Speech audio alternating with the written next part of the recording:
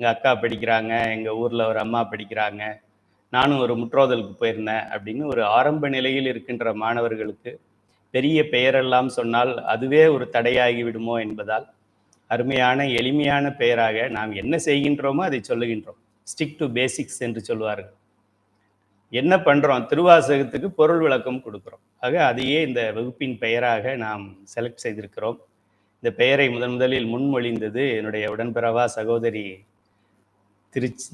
கோவை பேரூர் பகுதியைச் சேர்ந்த ரேணுகாதேவி அம்மையார். அறக்கட்டளை ஆரம்பித்ததிலிருந்து எனக்கு என்ன தேவையோ அதை அந்த மனத்திருந்த கருத்தறிந்து முடிப்பாய் நீயே என்பது போல, ஐயா அடுத்து இதை பண்ணலாமா அப்படின்னு சொல்லி எனக்கு உதவி செய்கிறது போல என்னை வழிகாட்டி கொண்டிருக்கின்ற ரேணுகாதேவி அம்மையாரை வாழ்த்தி வணங்கி இந்த வகுப்புக்குள் நாம் செல்வோம். யாரையும் நான் மறக்கலைன்னு நினைக்கிறேன். என்னுடைய குருநாதர்கிட்ட 2 நாளைக்கு முன்னாடி பேசுறதுக்கு ஒரு வாய்ப்பு கிடைத்தது. ஐயா திருவாவடுதுறை ஆதீனத்தின் சைவ சித்தாந்த இயக்கத்தின் இயக்குனர் ஒரு புத்தகத்திற்காக ஐயாவுக்கு ஃபோன் பண்ணார். ஆனந்தராசன் ஐயாவுடைய நூலுக்காக இதுக்காக ஃபோன் பண்ணி பேசும்போது, ஐயா என்னை ஞாபகம் இருக்கான்னு கேட்டேன். உங்களை நான் மறந்தாலும் உலகம் மறக்காது அப்படின்னாங்க. ஐயா அப்படி சொல்கிறீங்க அப்படின்னு சொன்னேன். சைவ சித்தாந்தத்தை எளிமையான முறையில் சொல்லி கொடுத்துருக்குறீங்க. அது அங்கன்னு இல்லாமல் கோட்டைக்குள்ளேயே வந்து கொடியேற்றின மாதிரி இன்னொரு நாட்டு மன்னனுடைய சோழ நாட்டு மன்னனுடைய கோட்டையிலேயே போய் பாண்டிய நாட்டு மன்னன் கொடியேற்றுற மாதிரி எங்கள் வீட்டில் இருக்கிறவங்களுக்கே நீங்கள் சைவ சித்தாந்த வகுப்பு எடுத்திருக்கீங்க, அவங்க வந்து நீங்கள் எடுக்கிற வகுப்பு நல்லா இருக்குது அப்படின்னு என்கிட்ட வந்து சொல்கிறாங்க. இந்த மாதிரி ஒருத்தர் எடுக்கிறாரு, அவருடைய வகுப்பு ரொம்ப அருமையாக இருக்கிறது. ஒரு நாள் சொன்னார், அவர் உங்களுடைய மாணவர்னு சொன்னார் அப்படின்னு ஐயாவுடைய குடும்பத்தினரே ஐயாவுக்கு சொல்லியிருக்கிறார்கள். ஐயா அதை சொல்லி ரொம்ப சந்தோஷப்பட்டாங்க. தொடருங்க என்ன வேணுமோ நான் செய்கிறேன் அப்படின்னு சொல்லி. அதை ஒரு 3 பேட்ச் முடிச்சதுக்கப்புறம் தான் குருநாதர்கிட்டே அதை சொல்கிறோம். பயந்து சொன்னேன். ஏன்னா அவர்கிட்ட நான் ஒழுங்காக படிக்கலை, ஒழுங்காக வகுப்புக்கு போகிறதில்லை. அதனால எனக்கு ஒரு குற்ற உணர்ச்சி. நீயே ஒழுங்காக படிக்கலை, நீ எங்கே வகுப்பு எடுக்கிறேன்னு கேட்டுருவாரோ அப்படின்னு பயந்துக்கிட்டு இருந்தேன். ஐயா அதை பெருமையாக எடுத்துக்கொண்டு தொடரட்டும் பணி என்று சொல்லியிருக்கிறார்கள். அந்த அளவிலே இந்த புதிய பயணம் திருவாசகத்தின் பொருள் விளக்கம் என்று எளிமையான பெயருடன் நாம் தொடங்குகின்றோம். அதைத்தானே நம்ம செய்கிறோம். இதுக்கு வேறு ஏதாவது திருவாசக தேனருவி, திருவாசக அமுதம், கருவருக்கும் மருந்து அப்படிலாம் சொன்னாக்க கடைசியாக என்ன வகுப்புன்னே தெரியாது நம்ம மாணவர்களுக்கு. இப்போ கையிலே அறக்கட்டளையில் திங்கட்கிழமை என்ன வகுப்புப்பா? திங்கட்கிழமை சைவ சித்தாந்த வகுப்பு, செவ்வாய்க்கிழமை திருவாசகம் பாடுற வகுப்பு, புதன்கிழமை திருமந்திர வகுப்பு, வியாழக்கிழமை பெரிய புராண வகுப்பு, வெள்ளிக்கிழமை அப்படின்னு ஏதோ நம்ம ஒரு பெரிய பெயரை சொன்னால் அதுவே ஒரு தடையாயிடக்கூடாதுன்றதுனால எளிய பெயரை வைத்திருக்கின்றோம். இதை வழங்கிய ரேணுகாவுக்கு மீண்டும் நன்றியை கூறி வகுப்புக்குள் செல்வோம். திருவாசகம் பற்றியும் மாணிக்க வாசகர் பற்றியும் நிறைய மேடைகளில், நிறைய ஆசிரியர்கள்ட்ட, நிறைய இடங்களில் கேட்டிருப்பீர்கள். கேட்கலனாலும் இனிமே கேட்பீர்கள். அதனால் அதை நான் சொல்ல விரும்பவில்லை. மாணிக்க வாசகர் என்பது அவர் பெயர் வாத ஊரர். அவர் திருவாத ஊர் என்று மதுரைக்கு அருகில் இருக்கின்ற ஊரில் அவதரித்தார். அவர் இளம் வயதிலேயே எல்லா கல்வி ஞானம் எல்லாத்தையும் சீர்வர பெற்றிருந்தார். அந்த நாட்டின் மன்னன் அவரை பார்த்தப்போ, எப்படி சுந்தரமூர்த்தி சுவாமிகளை பார்த்துட்டு நரசிம்மர் இந்த குழந்தைய நான் எடுத்து போய் வளர்க்குறேன், எனக்கு வேணும் அப்படின்னு அவங்க அப்பா அம்மாட்ட போய் கேட்டாரோ, அதே போல் மாணிக்க வாசகருடைய திறமையையும் அறிவையும் மெச்சி அந்த நாட்டின் மன்னன், நாட்டு மன்னனே அவரே செலக்ட் பண்ணி, அவரே இன்டர்வியூ பண்ணி செலக்ட் பண்ணி தன்னுடைய முதல் மந்திரியாக ஆக்கி கொண்டார். நம்ம ஒரு நிறுவனத்திலேயோ எங்கேயோ வேலைக்கு சேர்ந்தோம்னா ஜூனியர் அசிஸ்டண்ட்டு ட்ரெயினியாக சேரணும். அப்புறமா நம்ம சீஃப் இன்ஜினியர் ஆகிறதுக்குள்ளேயும் ரிட்டையர்மெண்ட் ஆகிடும். ஆனால் மாணிக்க வாசகரை முதல் நாளிலேயே அவர் முதல் மந்திரியாக ஆக்கி கொண்டார். அப்படிப்பட்ட மாணிக்க வாசகர் பாண்டிய நாட்டின் படையை வலுப்படுத்துவதற்காக குதிரை வாங்குவதற்கு வருகின்றார். இப்பொழுது ஆவுடையார் கோயில் என்று அழைக்கப்படுகின்ற திருப்பெருந்துறைக்கு அருகாமையில் வருகையில் சிவபெருமான் அவரை கூப்பிட்டு அருள் செய்கிறார். பக்குவமடைந்த மாணவனுக்கு குருநாதர் தானே தோன்றுவார் என்று சொல்வார்கள். அதனால நம்ம குருவை தேட வேண்டிய அவசியம் இல்லை. நம்மளை பக்குவப்படுத்திக்கிட்டா குருநாதர் வருவார். அதற்கு பல உதாரணங்கள், அதில் மாணிக்க வாசகர் உதாரணம் நமக்கு தெரிந்த உதாரணம். மாணிக்க வாசகரை ஆட்கொள்கிறார் பெருமான். ஆட்கொண்டு அவர் ஆனந்தத்தில் திளைத்து சிவமாக்கி சிவமாக்கி சிவமாக்கி என்று சிவமாக்கிட்டாருன்னு அவர் நினைத்து கொண்டு விழித்து பார்த்தால் சிவம் ஆக்கவில்லை, என்னை ஆண்டு கொண்டிருக்கிறார் அப்படின்னு தெரிந்து பெருமான் சொல்படி உத்தரகோச மங்கை மற்றும் சில தலங்களை தரிசித்து தில்லைக்கு வரவும் அங்கே பொதுவில் ஆட்கொள்கிறோம் என்று சொன்னதால் பல தலங்களை தரிசனம் செய்து கொண்டு தில்லைக்கு செல்கிறார். தில்லையில் சில காலம் அங்கே இருக்கின்றார். அப்போ இந்த புத்த மதத்தைச் சேர்ந்தவர்கள் நம்மளுடைய சைவ சமயத்தை ஏற்கனவே அழித்தது பத்தாது என்று முழுமையாக அழிக்க நினைத்த பொழுது, தில்லையின் அடையாளத்தையே அழிக்க நினைத்த பொழுது, தில்லையில் வாதிட்டு ஊமை பெண்ணை பேச வைத்து அந்த பௌத்த மதத்தைச் சேர்ந்தவர்களையும் சைவ மதத்திற்கு மாற்றினார். அப்பொழுது பெருமான் ஒரு நாள் அவரிடம் வந்து, ஐயா நீங்கள் நிறைய பாட்டு பாடியிருக்கீங்கன்னு கேள்விப்பட்டேன், அந்த பாடல்கள் எல்லாம் சொன்னீங்கன்னா நான் எழுதிக்கிறேன், நீங்கள் எழுத வேண்டாம், சிரமப்பட வேண்டாம், நீங்கள் சொல்லுங்கள், எழுதுகிற வேலையை நான் பார்த்துக்கிறேன். எழுதுறதுன்னா இப்போ நமக்கு இருக்கிற மாதிரி மைக்ரோ டிப் பெண்ணெல்லாம் அப்போ கிடையாது. ஆக ஓலைச்சுவடிகளிலே எழுத வேண்டும், அது கடுமை அது எழுதுறது. இப்போ நம்ம இந்த திருவாசகத்தை எல்லோரும் நீங்கள் என்ன பண்ணணும், மாணவர்கள் எல்லோருமே இதை ஒரு தடவை எழுதணும். ஒரு முறையாவது எழுத வேண்டும், அல்லது 8 முறை எழுத வேண்டும். இது 8வது திருமுறை என்பதால் 8 முறை எழுத வேண்டும். நல்லா ஒரு புது நோட்டு வாங்கிக்கோங்க. இதுதான் ஹோம்ஒர்க் உங்களுக்கு. முதல் பதிகத்திலிருந்து கடைசி பதிகம் அச்சோவே அப்படிங்கிற வரைக்கும், நமச்சிவாயால் ஆரம்பித்து அச்சோவே வரைக்கும் சும்மா பார்த்து எழுதிக்கிட்டே இருக்கும். பார்க்காம எழுதுறவங்க எழுதலாம், பார்த்தாவது எழுதணும். அது எவ்வளோ பேஜஸ் வருதுன்னு எனக்கு தெரியல, நீங்கள் வாங்குகிற நோட்டு உங்கள் ஹேண்ட் ரைட்டிங்கை பொறுத்து இருக்குது. அதை ஒரு முறை நாம் எழுதினால் அது சில அனுபவம் கிடைக்கும். அதில் சிவபெருமான் எழுதும்போது அவருக்கு இது மாதிரி இருந்திருக்குமோ என்று நமக்கு தோன்றலாம். ஆக சிவத்தின் அனுபவம் என்னவோ அந்த அனுபவத்தை நாம் ஒரு டூப்ளிகேட்டாக கொஞ்சம் ஒரு பாவனையில், நாடகத்தால் உன் அடியார் போல் நடித்து என்பது போல நாடகத்தால் உன்னை போல எழுதி என்று நாம் பாடிக்கொள்ளலாம். நமக்கு யமன் வரமாட்டான், சிவகணங்கள் தான் வருவாங்க. நமக்கு கேள்வியே கிடையாது. ஏர்போர்ட்டில் 2 வெளிநாட்டிலேருந்து வரும்போது க்ரீன் சேனல்னு ஒன்று இருக்குது. நம்மளே அந்த க்ரீன் சேனலில் போய்க்கலாம். அதாவது நான் வெளிநாட்டிலேருந்து ஏதாவது அதிகமான பொருள்களையோ அதிகமான பணத்தையோ நான் கொண்டு வரவில்லை, நான் எல்லாம் சட்டப்படி தான் நான் வந்திருக்கிறேன், ஒரு தவறும் நான் செய்யலை அப்படின்னா க்ரீன் சேனலில் நம்மளே வந்துக்கலாம். நம்மளை யாரும் செக் பண்ண மாட்டாங்க. செக் பண்ணுறதுக்குன்னு வேறு சேனல் இருக்குது. ஆக இந்த திருவாசகத்தை நீங்கள் ஒரு முறை எழுதிவிட்டால் நீங்கள் க்ரீன் சேனலில் போகலாம். எந்த ஏர்போர்ட்டில் போனாலும் க்ரீன் சேனலில் போகலாம்.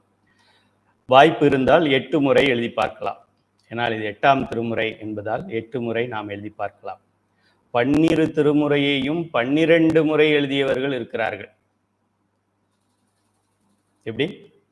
12 திருமுறையும் தோடுடைய செவியின்லேருந்து ஆரம்பித்து உலகெல்லாம் அப்படின்னு முடித்து, அதை ஒரு தடவை முடித்து திரும்ப 2வது தடவை எழுத ஆரம்பித்து திரும்ப தோடுடைய செவியன்லேருந்து உலகெல்லாம் முடிச்சு 3வது முறை, 4வது முறை, 5வது முறை, 6வது முறை, 7வது முறை, 8வது முறை, 9வது முறை, 10வது முறை, 11வது முறை, 12 முறை எழுதின அடியார்கள் எல்லாம் நிறைய இருக்கிறாங்க.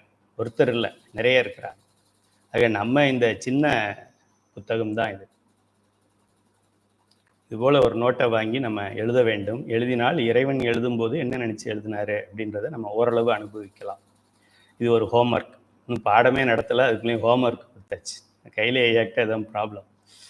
பாடத்தை நடத்துவீங்கன்னு பார்த்தாக்க நீங்கள் ஹோம்ஒர்க் கொடுக்குறீங்க. எங்களுக்கு எதையும் வேலை சொல்லாதீங்க, உங்களுக்கு என்ன வேலையோ அதை நீங்கள் பார்த்துட்டு போங்க அப்படின்னு சொல்ல மாட்டீங்க. என்னுடைய மாணவர்கள் இந்த உலகத்தில் எந்த ஆசிரியருக்கும் அது மாதிரி கிடைக்க மாட்டாங்க. இந்த வகுப்பில் நிறைய ப்ரொஃபஸர்ஸ் இருக்காங்க, அவங்களாம் பொறாமப்படுவாங்க, ஒரு கிடைச்ச மாதிரி நமக்கு மாணவர்கள் கிடைக்கலையே அப்படின்னு. அப்படிப்பட்ட மாணவர்கள் நீங்கள். அதனால் உங்களுக்கு ஒரு சின்ன ஒரு கோடு போட்டால் நீங்கள் ரோடு போட்டுருவீங்க, அந்த நம்பிக்கை எனக்கு இருக்கிறது. அந்த அளவிலே நாம் வகுப்புக்குள் செல்வோம். ஹோம்ஒர்க் கொடுத்தாச்சு, ஹோம்ஒர்க் எழுதிக்கங்க. ஹோம்ஒர்க் முடித்தவங்க எனக்கு வாட்ஸ்அப்பில் செய்தி போடுங்க. ஒரு ஃபோட்டோ எடுத்து, எல்லாத்தையும் இல்லை, அந்த நோட் புக்கை அப்படி ஒரு ஃபோட்டோ எடுத்து, இதான் நான் எழுதின நோட் புக்கு, அதில் ஃபஸ்ட்டு ஒரு சின்ன வீடியோ மாதிரி, ஃபஸ்ட்டில் நமச்சிவாயன்னு ஆரம்பிச்சிருக்கிறேன், கடைசியாக வந்து அச்சோவே அப்படின்னு முடிச்சிருக்கிறேன் அப்படின்னு ஒரு சின்ன ஒரு 30 செகண்ட்ஸ் வீடியோ மட்டும் கொடுங்க, என்னுடைய ஸ்டேட்டஸில் வைக்கிற மாதிரி. சரி, வகுப்புக்குள்ளே போவோம். இதுக்கு மேலே விவரங்கள்லாம் மற்ற மற்ற ஆசிரியர்கள் மற்ற வகுப்பில் சொல்லுவாங்க. இந்த வகுப்பில் என்ன ஸ்பெஷல் என்றால், இந்த நூல் சில பேர் என்ன திருவாசகம் படித்தாலே போதும் அப்படின்னு சொல்லுவாங்க. ஏன் திருவாசகம் படித்தா போதும்னு சொல்கிறாங்கன்னா, திருவாசகம் தோத்திர நூல், இது சாத்திர நூல். 14 சாத்திர நூலில் இதையும் சேர்த்து எழுதிக்கணும். 15 திருவாசகம்னு எழுதிக்கணும். 16 திருமந்திரம்னு எழுதிக்கணும். ஏன்னா இந்த 2 நூலுமே ஞான நூல்கள். தோத்திரத்துக்கும் உண்டு, சாத்திரத்துக்கும் உண்டு. சாத்திரத்தை தோத்திரமாக சொல்லியிருக்கிற நூல்கள். அதனால நம்ம இதை படிக்கிறதுல மற்ற ஆசிரியர்கள் நிறைய பெரிய பெரிய ஆசிரியர்கள்லாம் பொருள் விளக்கம் சொல்லியிருக்காங்க. உங்களுக்கு தெரியும், சோசோமி ஐயாவுடைய வீடியோலாம் இருக்குது. எல்லா திருமுறை பேச்சாளர்களும் சொற்பொழிவாளர்களும் அதுக்கு பதில் பொருள் சொல்லியிருக்கிறாங்க. கடைசியாக யார் சொன்ன பொருளுமே முழுமையான பொருள். மாணிக்க வாசகரே இதுக்கு பொருள் சிவபெருமான் தான் சொல்லிட்டார், நடராஜ பெருமான். அது கைலை துரைசாமி சொல்கிற பொருள்லாம் ஃபைனல் பொருள் கிடையாது. என்ன நாம் முயற்சிக்கிறோம் என்றால், தோத்திரமும் சாத்திரமும் என்பது போல சைவ சித்தாந்த கருத்துக்கள் இதில் எங்கே இருக்குது அப்படின்னு நம்ம கோடிட்டு காட்ட போகிறோம்.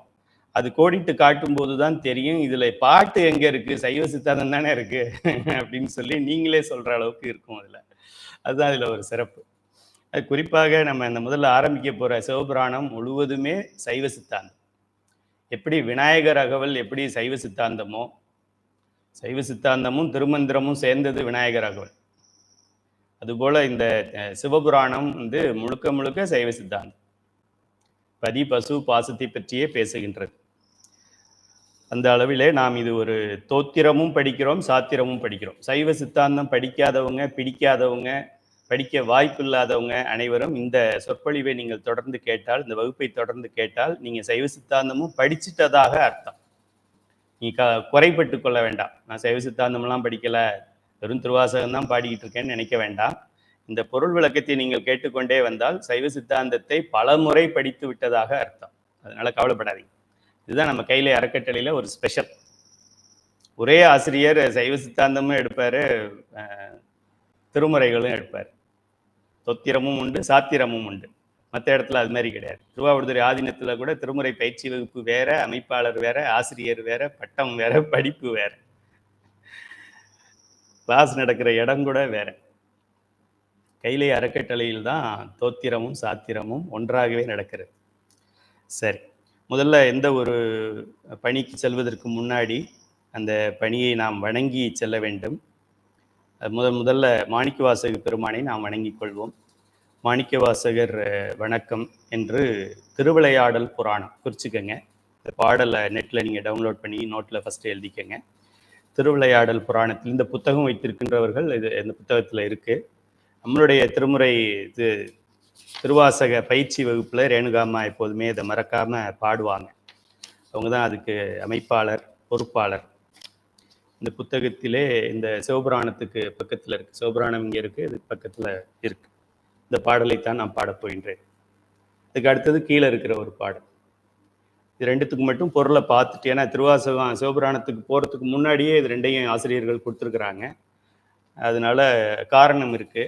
அதனால அது ரெண்டையும் பார்த்துட்டு நம்ம வகுப்புக்குள்ளே போவோம். முதல்ல மாணிக்கவாசகர் துதி.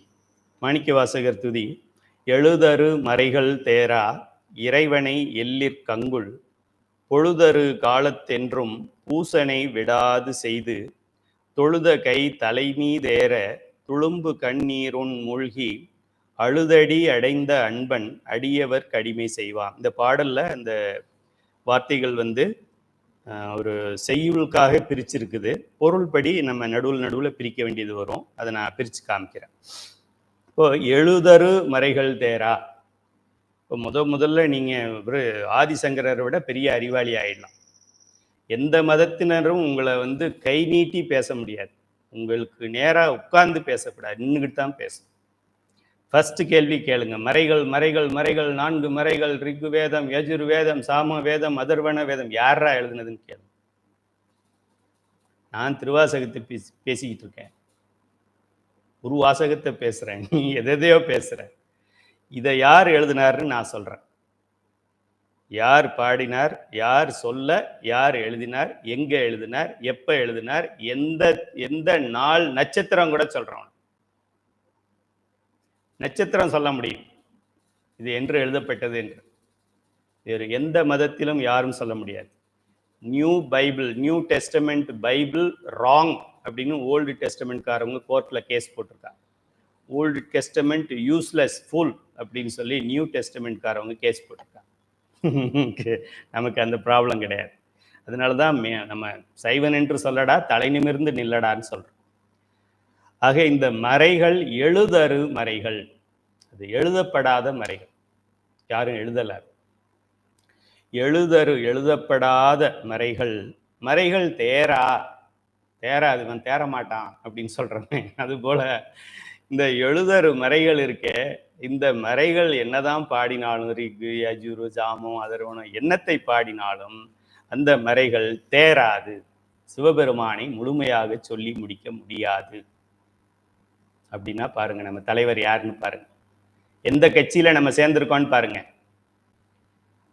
அருமையான கட்சியில இருக்கும், வேற எந்த கட்சியை பத்தி நீங்க சிந்திக்காதீங்க. எழுதப்படாத மறைகளும் தெளிந்து தேரப்படாத அடையாளம் சொல்ல முடியாத இறைவனை, நம்ம தலைவனை, எழுதரு மறைகள் தேரா இறைவனை அப்படின்னா என்ன அர்த்தம்? சிவபெருமானை என்று அர்த்தம். பெருமாளை, ஆஞ்சநேயரை அப்படிலாம் யாராவது சொன்னாக்க நம்பிடாதீங்க. உங்களுக்கே தெரியும், இதுதான் சைவ சித்தாந்தங்கிறது. முழு முதற் கடவுள், அனாதி பொருள், அவன் கொடுக்கறது தான் மற்றதெல்லாம். அவன் போடுற பிச்சை தான் நான் இங்கே உட்காந்து பேசுறது நீங்க கேட்கறது. அதனால அவன் பிச்சைக்காரன் கிடையாது. அவன் பிச்சை எடுக்கிற மாதிரி நம்ம ஆணவத்தை பிச்சை எடுக்கிறானே தவிர அவன் பிச்சைக்காரன் கிடையாது. அவன் போடலை பிச்சைன்னா நம்ம இந்த உடம்பு இவ்வளோ வளர்ந்துருக்காது, 36 கருவிகள் வளர்ந்துருக்காது, 60 தாத்வீகங்களுக்கு இடமே இருக்காது. ஆக அவன் போட்ட பிச்சை, போடுகின்ற பிச்சை, போட போகின்ற பிச்சை நம்ம பிச்சைக்காரன். அதை நம்ம முழுமையாக தெரிந்து கொள்ள வேண்டும். நீங்கள் சைவ சித்தாந்தம் நல்லா படிச்சிருக்கீங்களா, பட்டமெல்லாம் வாங்கியிருக்கீங்களா அப்படின்னா என்ன அர்த்தம் அப்படின்னா, நான் பிச்சைக்காரன், நான் வேலைக்காரன், அவன் எஜமா, அவன் ஊத்துற கஞ்சியை நான் குடிப்பேன் அப்படின்னு தெரிஞ்சிருச்சுன்னா சைவ சித்தாந்தம் படிச்சாச்சுன்னு அர்த்தம். ஐயா கையிலே ஐயா பட்டம் கொடுத்தாலும் சரி கொடுக்காட்டியும் சரி. உயிர்கள் என்றும் இறைவனுக்கு அடிமை, அன்கண்டிஷனல் சரண்டர், இறைவனுக்கு சரண்டர் ஆக வேண்டும். அதுதான் முத்தின்னு சொல்றது. முத்தினா என்ன அப்படின்னா, முத்தி போன தேங்காய் கிடையாது. சரண்டர் ஆயிட்டியா, முத்தி அடைஞ்சிட்டேன்னு அர்த்தம். வேற யார்ட்டையும் போய் கேட்க வேண்டாம். செத்து போனாதான் முத்தின்னு நிறைய பேர் நினைச்சுக்கிட்டு இருக்கான். இப்போ சரண்டர் ஆனா இப்போ முத்தி, அவ்வளவுதான். யாரும் இதை ஸ்டாப் பண்ண முடியாது. சீஃப் மினிஸ்டரா இருக்கட்டும், சுப்ரீம் கோர்ட் சீஃப் ஜஸ்டிஸா இருக்கட்டும், nobody can stop. Now I surrender, காதற்ற ஊசியும் வராதுகான் கடைவெளிக்கே, முடிஞ்சு போச்சு. யாரும் தடுக்க முடியாது. முக்தி தான், முக்தி கொடுத்தாச்சுன்னு அர்த்தம், முக்தி போச்சுன்னு அர்த்தம். ஓகே, யாமார்க்கும் குடியெல்லாம் யமனை அஞ்சோ, முக்தி வந்துருச்சுன்னு அர்த்தம். அதுக்கப்புறம் 5 வருஷம் இங்க இருந்தாரே, அதெல்லாம் கவலைப்படக்கூடாது. எழுதரு மறைகள் தேரா இறைவனை, சிவபெருமானை, எல்லில், எல் என்றால் பகல், கங்குல் என்றால் இரவு, எல்லில் கங்குல், இரவும் பகலும். அப்பர் பெருமானுடைய பதிகம் உங்களுக்கு ஞாபகம் வரும். அப்பர் பெருமான் திருவுருவ மேனி கொடுத்தவங்க இங்கே இருக்காங்க. ஒரு வகுப்புலையும் நான் அவங்களை நினச்சிக்கிட்டே இருக்கேன். எல்லிற் கங்குல் பொழுதரு காலத்து என்றும், பொழுது அரு காலத்து, 6 கால பூசை என்று அர்த்தம். பொழுது அருங்கிறது 6, பொழுது அறுத்து இல்லை, பொழுது 6 பொழுது என்று அதை எழுதிக்கங்க. பொழுதரு என்றால் 6 பொழுது அப்படின்னு அர்த்தம்.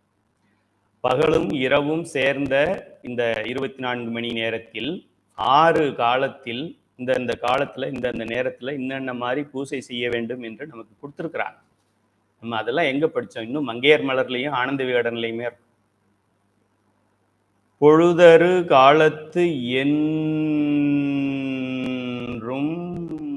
பூசனை விடாது செய்து செய்து செய்து செய்து செய்து செய்து, அதனாலதான் ஆவா என்று அருளி அருள் செய்தான் பெருமான். பிரதோஷத்துக்கு மட்டும் 100 ml பால் வாங்கிட்டு போய் அதையும் நந்தி பின்னாடி வால்ல ஊத்திட்டு வந்தாக்க என்ன பண்ணுவார்?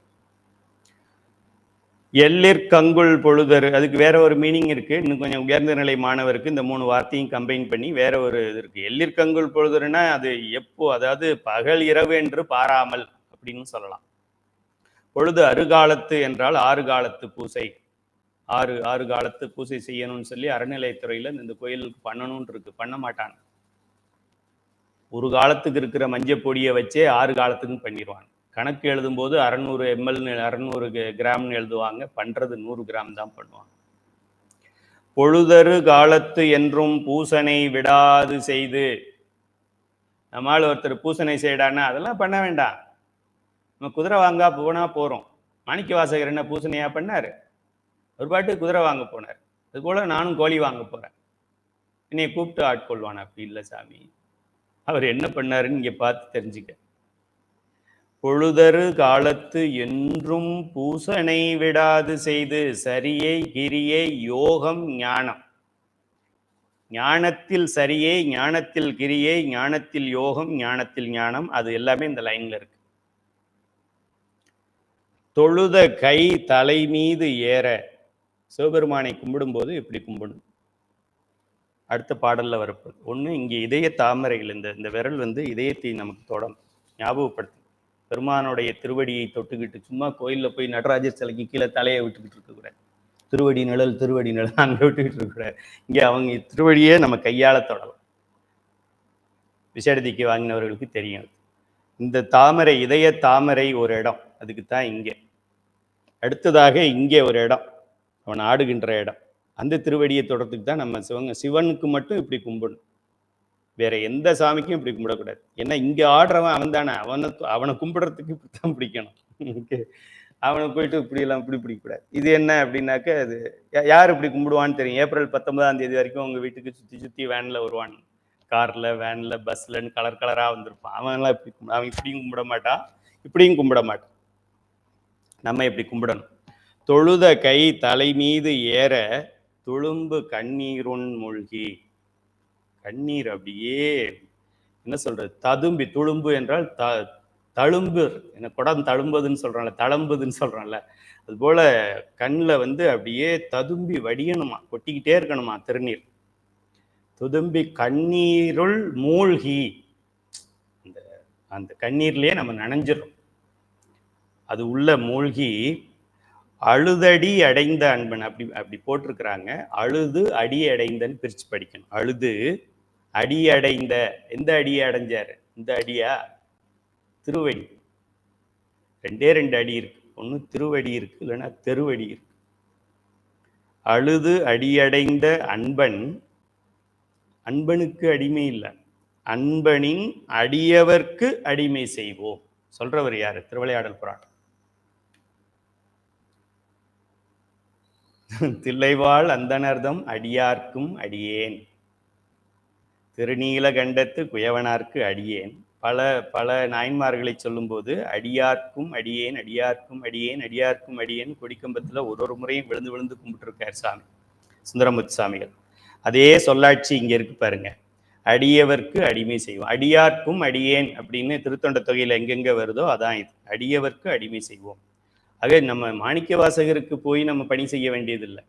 மாணிக்க வாசகரை திருவாசகம் ஏற்று பாடுகின்ற ஒருத்தருக்கு காலில் நம்ம தண்ணி ஊற்றி பூசை பண்ணி அவருக்கு பாத நமஸ்காரம் பண்ணினாலே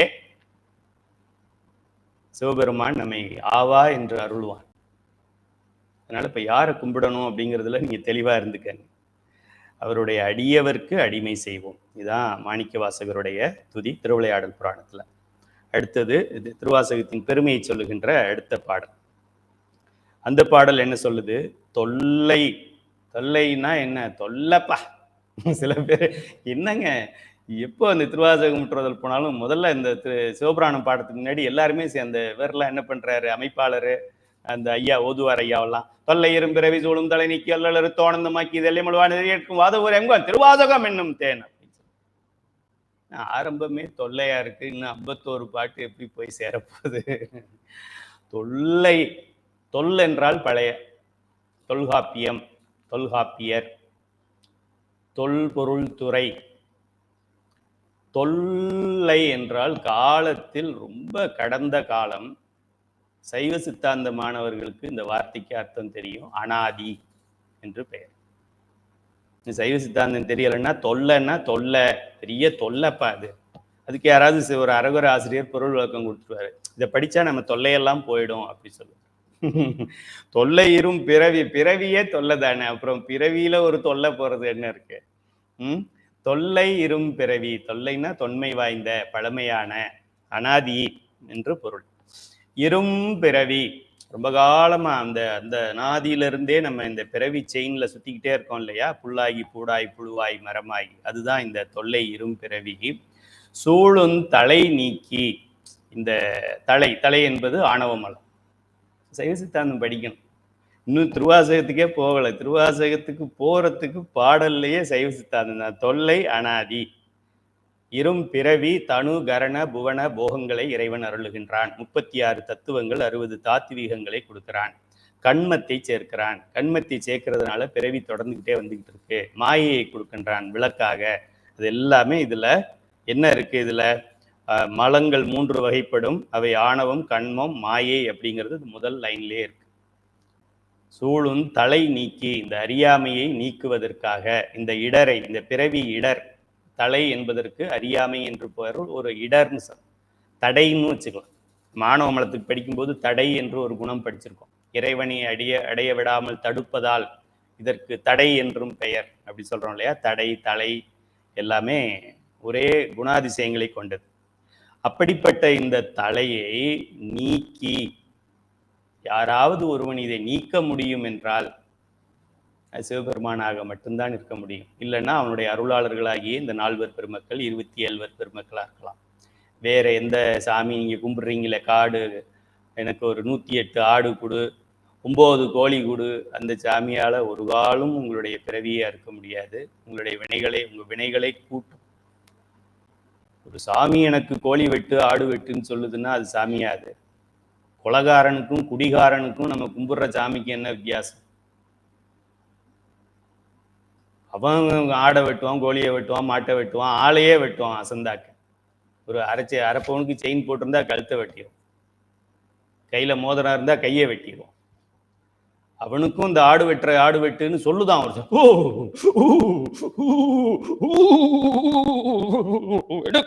ஆடு வெட்டு அப்படின்னு சொன்ன. என்னடா இது? இதனாலதான் பகுத்தறிவாளன்லாம் ரொம்ப திறமையா பேசிக்கிட்டு இருக்கான். ஆன்மாவை உய்விக்க வந்த ஒரு கடவுள் அனாதியிலேயே உயிர்கள் ஆணவமல மறைப்பிலே கிடக்கும் போது கருணை கொண்டு அதற்கு ஒரு பிறவியை கொடுத்து, ஓரறிவு உடையது, ஈரறிவு உடையது, 3 அறிவு உடையது என்று வளர்த்து, ப்ரீகேஜி, எல்கேஜி, யூகேஜி, ஃபர்ஸ்ட் ஸ்டாண்டர்ட்னு 5 அறிவுக்கு கொண்டு வந்து நிறுத்தி அதை அறுத்து ரத்தத்தை குடிக்கிறேன்னு சொல்லுமா அவர் கடவுள். அது மாதிரி படம் ஏதாவது வீட்டில் வச்சிருந்தீங்கன்னா ஹோம்ஒர்க் எழுதிக்கங்க. Homework number 2.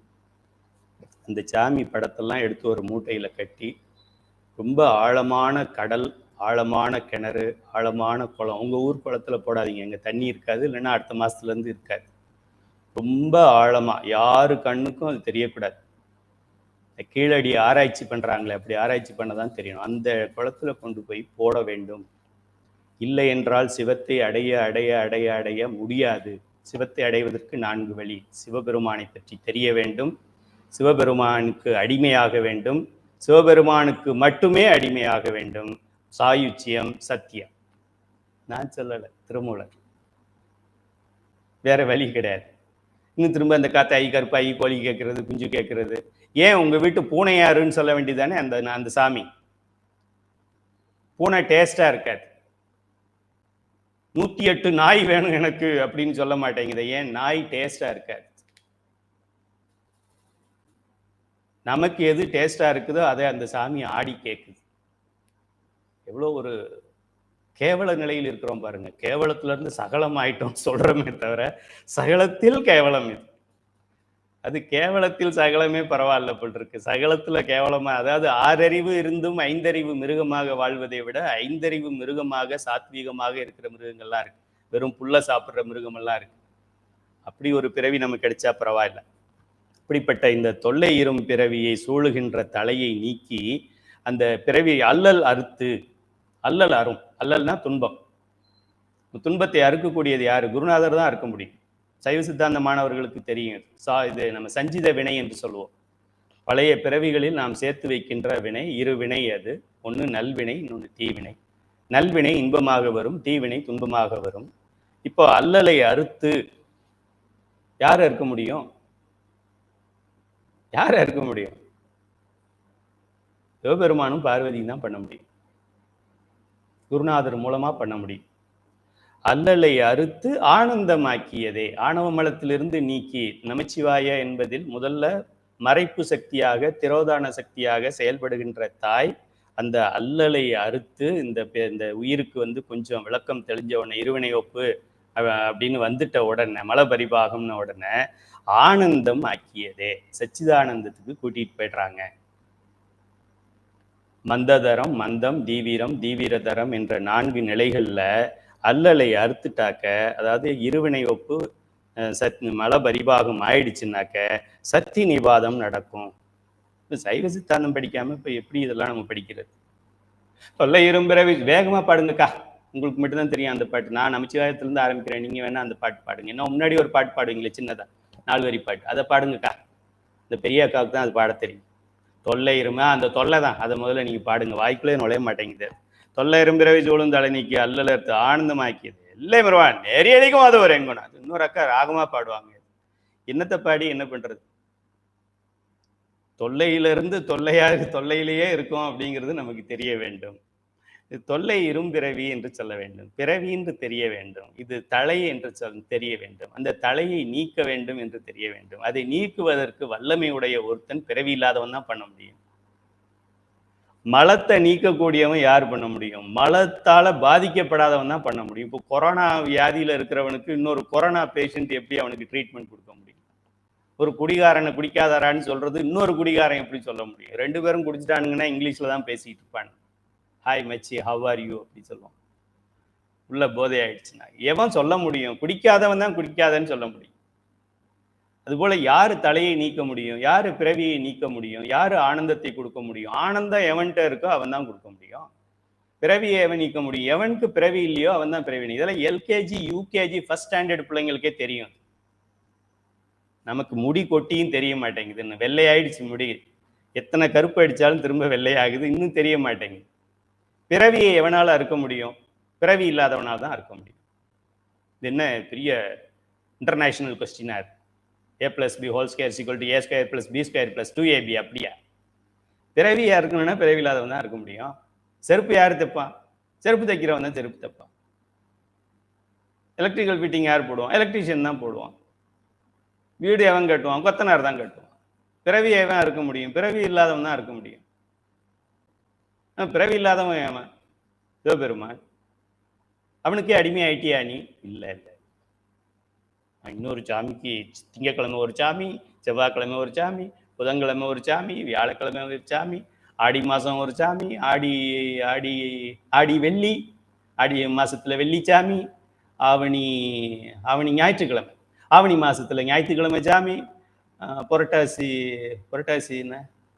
சனி, புரட்டாசி சனிக்கிழமை சாமி. இதுக்கா வயசாகிறது? ஆறறிவு கொடுத்தது இதுக்கா? அல்லல் அறுத்து ஆனந்தம் ஆக்கியதே. இருவினை ஒப்பு மல பரிபாகமாகி சக்தி நிபாதமாகி முத்தி நிலையை ஆக்கியதே. சைவ சித்தாந்த மாணவர்களுக்கான பொருள். எல்லை மறுவா, எல்லை அங்க இருக்கு, செய்யுளுக்காக அப்படி அமைச்சிருக்காங்க. எல்லை மறுவா அப்படின்னா என்ன அர்த்தம்? முடிவில்லாத ஆற்றல், எண்குணத்தான். சிவபெருமான் எண்குணத்தான். அதில் எல்லை இல்லாத ஆற்றல், எல்லை இல்லாத இன்பம், எல்லை இல்லாத இன்பம், வரம்பில் இன்பம், வரம்பில் ஆற்றல், வரம்பில்லாத ஆற்றல், வரம்பில்லாத கருணைன்னு அர்த்தம். எல்லை மறுவா நெறி அளிக்கும். அதான் நான் சொன்னேன். யார் இந்த நெறியை கொடுக்க முடியும்? இந்த நெறி வச்சிருக்கவன் தான் கொடுக்க முடியும்.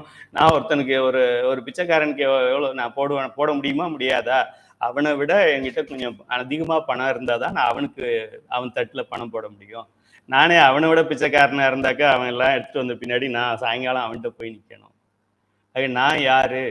நான் யாருக்கு கொடுக்க முடியும்? எனக்கு கீழே யார் இருக்காங்களோ அங்கதான் கொடுக்க முடியும், மேலே கொடுக்க முடியாது. அது மேல இருந்து தான் கீழே வரணுமா? நியூட்டன்ஸ் லா அதுதான். Gravitational force. அதான் ஐசக் நியூட்டன் அதான் சொன்னார். மேலே இருக்கிறது தான் கீழே வரும், கீழே இருக்கிறது மேலே போகாது அப்படி சொன்னார். அப்படின்னா என்ன? யார் அந்த நெறியை உடையவனோ அவன் தான் நெறியை அழிக்க முடியும். அப்படி என்ன நெறி இது? மறுவா நெறியளிக்கும் யாரு? வாத ஊர் எங்கோன். வாத ஊரில் அவதரித்த என்னுடைய கோன் என்றால் அரசன், தலைவன் அப்படிலாம் பெயர். வாத ஊர் எங்கோன் திருவாசகம் என்னும் தேன். இந்த மாணிக்க வாசகர் நமக்கு திருவாய் மலர்ந்து அருளிய தேன். திருவாசகம் என்னும் தேன். என்னப்பா தேன்? எல்லா சொற்பொழிவாளரும் சாதாரணமாக சொல்றது ஒண்ணுதான். தேன் தானும் கெடாது, தன்னை சார்ந்த பொருளையும் கெடவிடாது. சரி, திருவாசகம் அது போல தானும் கெடாது. திருவாசகம் எப்படிரா கெடும்? இது பொருள் விளக்கம் கொடுக்குறோன்னு சொல்லி என்ன மேலே யாராவது ஹாஃபா பேசுறது. திருவாசகம் தானும் கெடாது, தன்னையும் கெட விடாது, அதை படிக்கிறவங்களையும் கெட விடாது. அப்படியா பொருள் இருக்கு இதுல. வாதவூர் எம்கோன் திருவாசகம் என்னும் தேன். தேன் எப்படி வருதுன்னு முதல்ல நம்ம தெரிஞ்சுக்கணும். அப்புறம் திருவாசகம் எப்படி வந்ததுன்னு அப்புறம் பார்க்கலாம். தேன் எப்படி வருது? தேன் எப்படி வருது? தேனியிலிருந்து வருது, மலர்களிலிருந்து வருது. அதெல்லாம் எல்கேஜி யூகேஜி வருது. சரி, மலர்களிலிருந்து எப்படி வருது? மலர்களில் தேன் இருக்கு, அதை போய் தேனி எடுக்குது. தேனிக்கு எப்படி தெரியும் மலர்ல தேன் இருக்கா இல்லையான்னு? இதெல்லாம் தெரிஞ்சுக்கிட்டா சிவபெருமானுடைய பேரருள் கருணை என்னன்றது நமக்கு தெரியும். அது தேனி அங்க போய் மலர்ல ஒரு மலர்ல நம்ம உட்காந்து தேன் இருக்கான்னு பார்த்துக்கிட்டே போகுமா? அது சரிகம பதன்னு அங்க போய் பக்கத்துல பாடும். அது சரிகம பத நீ ச அப்படின்னு பாடும். அது ச நீ பாத்தி மாச அப்படின்னு வந்துச்சு அப்படின்னாக்க ஓகே தேன் இருக்குன்னு அர்த்தம். இது பாடினது அப்படியே போய்கிட்டு இருந்ததுன்னா பூவுல தேன் இல்லைன்னு அர்த்தம். இது ஃபர்ஸ்ட் டெஸ்ட். ஒரு தேனி ஒரு பூவில் உட்காரலாமா வேண்டாமாங்கிறதுக்கே ஒரு சோதனை பண்ணும்போது சிவபெருமான் மடியில் உட்கார வைக்கலாமா, காலடியில் உட்கார வைக்கலாமா, தோளில் உட்கார வைக்கலாமான்றதுக்கு சோதனை பண்ணக்கூடாதா? தேனி சோதனை பண்ணால் ஓகே நல்லது தான் பண்ணுது. நீங்கள் வெண்டைக்காயை ஒடிச்சு பார்த்தா நல்லது தான் பண்ணுது. தேங்காயை தட்டி பார்த்தா நல்லது பண்ணுது. சிவபெருமான் ஏதாவது பண்ணிட்டா மட்டும் சோதிக்கிறான். சிவனை தொட்டதுலேருந்து சோதிக்கிறான், புத்ராக்கம் போட்டதுலேருந்து ஒரே சோதனையாக இருக்கு. நீங்க சோதிக்கிறதெல்லாம் சோதனை கிடையாது. நீங்க 1/2 கிலோ வெண்டைக்காய்க்கு அது எல்லாத்தையும் ஒடிச்சு சண்டைக்கு அந்த கடைக்காரனுக்கு நமக்கும் பெரிய சண்டை. தாம்மா ஒடிக்காம எப்படி வாங்குறது? ஒடிச்சா வாங்கிரு. இது எவ்வளவுக்கு? 1/2 கிலோ 10 ரூபா வெண்டைக்காய்க்கு. நம்ம பேசுறது எது? முத்தி பேசுறோம், சாயுச்சியம். உள்ளாகி பூடாய் புழுவாயி பல பிறவிகள் எழுகடல் மணலை அளவிடனும் அதிகம் எனது இடர் பிறவியை ஸ்டாப் பண்ணி சிடவுன், என்னுடைய சிட் ஆன் மை லேப், என் மடியில் உட்கார் அப்படின்னு சொல்லக்கூடிய ஒருத்தர் அதுக்கு முன்னாடி சோதிச்சா அது பெரிய இன்டர்நேஷனல் கிரைம். நீங்கள் மற்றதை சோதிச்சா கிரைம் இல்லை. ஆக தேனில் பூ இருக்கா இல்லையான்னு எப்படி சோதிக்குது அதெல்லாம் நீங்கள் தெரிஞ்சுக்கணும். சரி, தேனி பூ இருக்கு, தேன் இருக்கு, தேனை உறிஞ்சிருச்சு. தேனை உறிஞ்சிட்டு என்ன பண்ணுது? தேனை உறிஞ்சி எச்சு தானே அது. இப்போ தேனியோட எச்சியை போய் நம்ம டேஸ்ட்டாக இருக்குன்னு சொல்கிறோம். ஒருத்தர் எச்சு பண்ணி சாப்பிட்டுட்டு ஒரு காப்பி குடிச்சிட்டு அதே கப்பை நம்மக்கிட்ட கொடுத்து குடினா குடிக்குமா? சின்ன வயசில் யாராவது நமக்கு ஆப்போசிட் செக்ஸில் காதலன் கொடுத்துருந்தா காதலி குடிச்சிருப்பாங்க, காதலி கொடுத்துருந்தா காதலன் குடிச்சிருப்பான். ஆஹா தேவாமிர்தமாக இருக்குன்னு குடிச்சிருப்பான். இப்போ குடிப்போமா அது மாதிரி? இப்போ அந்த தேனை குடித்து அதை உள்ளே எடுத்துகிட்டு போயிட்டு அதை வெளியில் மலமாக்கி அதை வெளியில் கொண்டு வந்து கக்கி உள்ளே எச்சி வெளியில் அழுக்கு, அதை போய் நம்ம தேன் என்று சொல்லுகின்றோம். ஆக இது சாதாரண தேன். அந்த கம்பெனிக்காரவங்க டாபர் தேன், இந்த என்ன பாபா, இந்த பாபா தேன்லாம் பாதி இல்லை, முக்கால்வாசி டூப்ளிகேட். எவ்வளோ தேன் அவ்வளோ தேன் அவங்களுக்கு எங்கேருந்து கிடைக்குது? சிம்பிள் காமன் சென்ஸ் தானே. லாரியா பேரலா 1 லிட்டர் இதாக லட்சம் பாட்டில், 1 கோடி பாட்டில், 5 கோடி பாட்டில் விற்கிறானே. எங்கடா அவ்வளோ தேனியே கிடையாதுடா, எப்படா அவனுக்கு இவ்வளோ பாட்டிலில் தேன் வந்துச்சு? இல்லை ஒரிஜினல்னு போட்டிருப்பான் டிவியில் அட்வர்டைஸ்மெண்ட் காமிப்பான். இந்த உலகத்தில் இருக்கிற தேனியே என்னன்னா அதை விட அதிகமாக இருக்கு நீ விற்கிற பாட்டில். எங்கேருந்து உனக்கு தேன் வந்துச்சு? இந்த அடிப்படை கேள்வி நம்ம கேட்க முடியாது. யாராக இருக்கட்டும், டாபர் கம்பெனியாக இருக்கட்டும், ஃபோன் பண்ணி கேளுங்க. எல்லாம் தேன் எடுத்த தேனான்னு கேளுங்க, தேனியும் எடுத்த தேனான்னு கேளுங்க. ஒருத்தரும் பதில் சொல்ல மாட்டாங்க. அதுக்கு நெறியளிக்கும் மறுவா நெறியளிக்கும் வாத ஊர். அந்த தேனை எப்படி அந்த தேனியை எடுத்துட்டு வர்றத தேனை நம்ம ரொம்ப ஓஹோன்னு உயர்ந்த பொருளாக சொல்லுகின்றோம். அந்த தேனுக்கு தானும் கெடாது, தன்னை மற்றவங்களையும் கெட விடாது, அதெல்லாம் சொல்றோம். இந்த தேன், திருவாசக தேன் எங்கிருந்து வந்தது?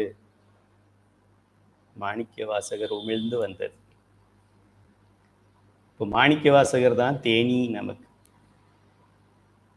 இந்த தேனை எப்படி அந்த மலர்ல இருந்து அந்த மகரந்தம் அதை எடுத்து அதை தேனாக்கி நமக்கு அதை உள்ள விட்டு வெளியில எடுத்து தேனாக்கி கொடுத்துருக்குதோ தேனி, அதுபோல மாணிக்கவாசக பெருமான் தான் இருக்க வேண்டிய, அவர் ஏற்கனவே எங்க சாரூபம் சாமீபத்துல தான் இருந்திருப்பாரு. அவர் நமக்காக இங்கே அவதரித்து, வாத ஊரிலே அவதரித்து நமக்காக இந்த தேனை கலெக்ட் பண்ணி அதை தேனாக்கி அந்த திருவாசகமாக்கி நமக்கு கொடுத்துருக்கிறார். அதனால்தான் இது வாத ஊரார் தேன், டாபர் தேன் கிடையாது. பதஞ்சலி, என்ன பதஞ்சலி தானே அந்த கம்பெனி, பஸ்திரிகா, அதெல்லாம் சாப்பிடாதீங்க. நல்ல தேனா எங்கேயாவது சின்ன பாட்டில் வச்சு விற்பாங்க, அதை வாங்கி சாப்பிடுங்க. ஆக நாம் சாப்பிட போற தேன் என்ன தேன்? சாதாரண 5 அறிவு உடைய அந்த பறவை 4 அறிவு உடையதுன்னு நினைக்கிறேன். அது 4 5 அறிவு உடைய அந்த தேனியை கொடுக்குற தேனுக்கே அவ்வளவு மகிமை என்றால், இங்க நம்ம ஹீரோ யாரு? Double acting. ஒருத்தர் சிவபெருமான் எழுத, மாணிக்க வாசகர் சொல்ல, அப்ப அது எவ்வளவு உயர்ந்த தேனாக இருக்க வேண்டும். இப்போ தேனினும் தேன். இப்போ எங்க ஊர் அல்வா வேற, திருநெல்வேலி அல்வா வேற. எங்க ஊர் மல்லிகை வேற, மதுரை மல்லிகை வேற.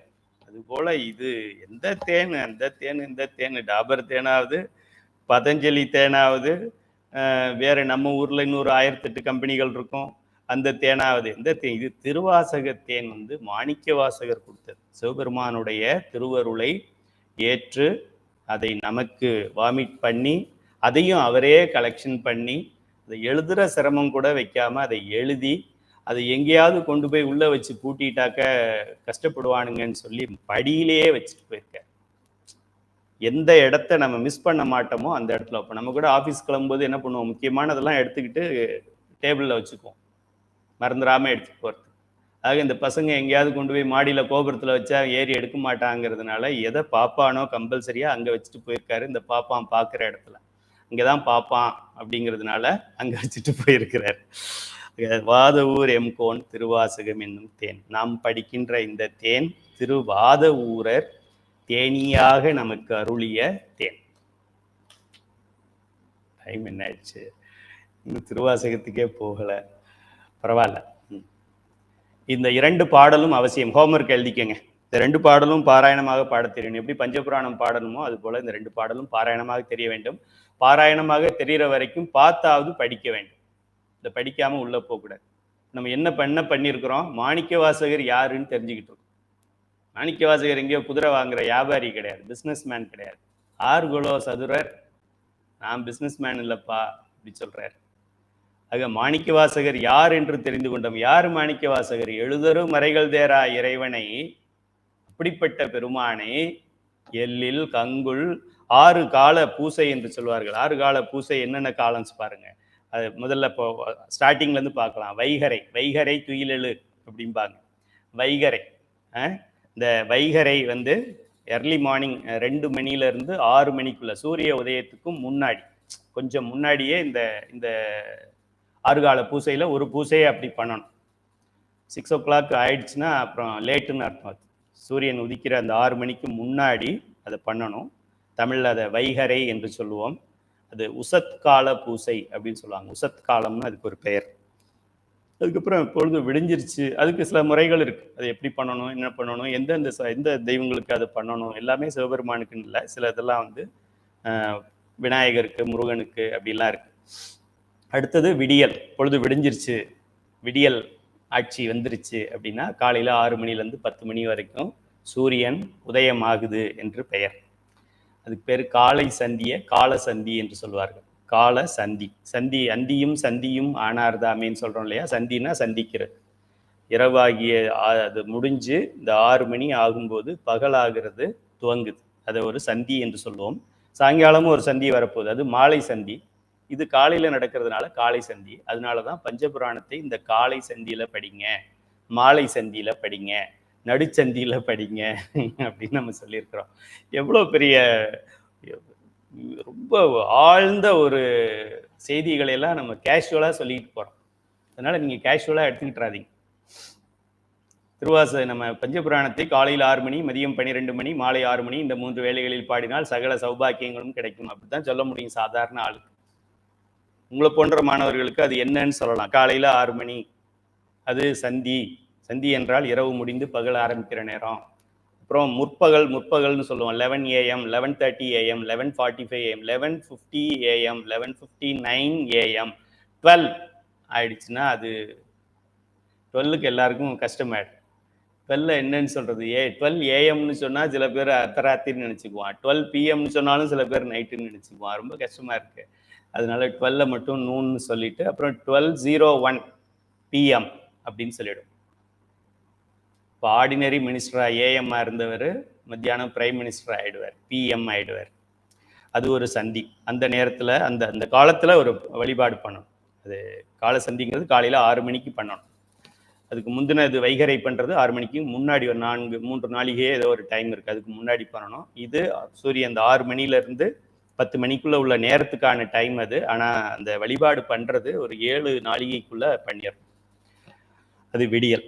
அப்புறம் நண்பகல் மதியம் பண்ணணும்.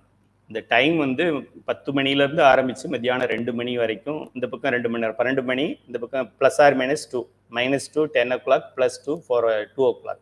இதுக்கு நடுவில் இருக்கிற காலத்துக்கு பெயர் நண்பகல்னு சொல்கிறோம்.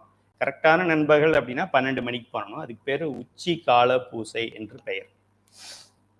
இந்த நேரத்தில் காக்கும் சக்தி ரொம்ப விளங்கி இருக்கும். பெருமாளுக்கு உகந்த நேரம் அது. பெருமாள், மகாலட்சுமி, உங்களுக்கு அட்டலட்சுமியும் இல்லை சகல சௌபாக்கியமும் வரணும் அப்படின்னா மத்தியானம் பஞ்சபுராணம் பாடணும். நிம்மதி வேணும் அப்படின்னா சாயங்காலம் பாடணும். தொட்டதெல்லாம் துலங்க வேண்டும் அப்படின்னா காலையில் பாடணும். பேசாமல் 3 வேளையும் பாடிட்டா எல்லாம் நடந்துக்கிட்டு இருக்கும் நமக்கு. அடுத்தது ஏற்பாடு என்று பெயர். அது மதியம் 2 மணிலேருந்து சாயங்காலம் 6 மணி வரைக்கும் மாலைன்னு சொல்கிறோமே அது மாலை 6 மணிக்கு அந்த கொஞ்சம் ஒரு அரை மணி ஒரு 1/4 மணி நேரம் முன்னாடி நடக்கிறது சாயரட்சை, மாலை சாயரட்சைன்னு சொல்லுவாங்க. இது திருவாரூர் போனீங்கன்னா சாயரட்சை ரொம்ப ஃபேமஸ். தியாகராச பெருமானுக்கு சாயரட்சை பார்த்தியாம்பாங்க. காலையில் 10 மணிக்கு போயிட்டு சாயரட்சை பார்த்துட்டு அப்புறமா ஊருக்கு போகலாம் அப்படின்னு உட்காந்துருப்பாங்க. அங்கே சாயரட்சை பார்க்கறதுக்கு சுந்தரமூர்த்தி சுவாமிகள் விரும்பி பார்க்குறது அது. அதனால நீங்கள் இனிமேல் திருவாரூர் போனால் சாயரட்சை பார்க்காம வராதிங்க. ஒன்று சாயரட்சை பார்க்கணும், அப்படி இல்லைன்னா ஜெயராமன் ஐயாவை பார்க்கணும். மற்றது தியாகராசர்லாம் அப்புறம் பார்த்துக்கலாம், புற்றீஸ்வர பெருமான் அவர்லாம் அப்புறம் பார்த்துக்கலாம். ஜெயராமன் பார்க்கணும், இல்லைன்னா சாயரட்சி பார்க்கணும். அடுத்தது மாலை நேரத்தில் 6 மணிலேருந்து நைட் 10 மணி வரைக்கும் அதில் ஒரு வழிபாடு செய்யணும். அப்புறமா நைட் 10 மணிக்கு அதான் அர்த்தஜாமம் என்று சொல்லுவோம், பள்ளியறை பூசை என்பது 10 மணிக்கு பண்ணணும். அது நம்மளாம் எங்கே இருக்குது கோயிலில் 6 மணிக்கு அப்புறமே யாரும் ஆளே இருக்க மாட்டாங்க. அதனால 7 மணிக்கே பல ஊர்களில் நம்ம பண்ணி முடிச்சிருவோம். அது தூக்கத்துக்கு ஆள் இருக்கும்போதே முடிச்சிருவோம் சொல்லி. இதுதான் 6 கால பூசை என்று சொல்லுகின்றோம். இது போல 6 காலமும் சிவபூசை மாணிக்க வாசகர் செய்து கொண்டிருக்கிறார். இப்போ என்ன இது ஒரு கால பூசையை முடிச்சுட்டு எழுந்திரிச்சு ஒரு டீ காஃபி சாப்பிட்டுட்டு ஒரு டிவி பார்க்கறதுக்குள்ளேயுமே அடுத்த கால பூசை பண்ணும். அது முடியத்துக்குள்ளேயும் அடுத்தது, அது முடியத்துக்குள்ளேயும் அடுத்தது, அது முடியத்துக்குள்ளேயும் அடுத்தது. இந்த மாதிரி எவ்வளோ நாள் பண்ணாராம்? 48 நாளா? பொழுதரு காலத்து என்றும் பூசனை விடாது செய்து அவர் பிறந்து உயிரோட இருந்த காலம் முழுவதும் பண்ணியிருக்காரு. இதுதான் 6 கால பூசை. அப்போ சிவபுராண பூசைக்குள்ள போவோம். சரி, போகலாமா? திருவாய் மலரில் தோன்றியது. திருவாய் மலரில் தோன்றியது. சரி, திருவாய் மலரில் தோன்றியது அப்படி சொல்லுவாங்க. மாணிக்க வாசக பெருமானுடைய திருவாய் மலரில் தோன்றியது. இப்போ அந்த திருவாயிலிருந்து அந்த தேனை, அந்த மலர்லேருந்து தேனை எடுத்தவன் அவன். இந்த தேனி யார்? சிவபெருமான். மாணிக்க வாசகருங்கிற மலர்ல இருந்து எடுத்து அதை தேனாக நமக்கு கொடுத்தது சிவபெருமான். மாணிக்க வாசகர் தலைவி, சிவபெருமான் தலைவன். கணவன் மனைவி என்று வைத்துக் கொள்ளலாம். காதலன் காதலி.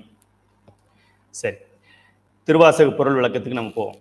முதல்ல நம்ம திருவாசகம்னா என்னன்னு தெரிஞ்சுக்குவோம். அப்புறம் முதல் பாடல் பற்றி போவோம்.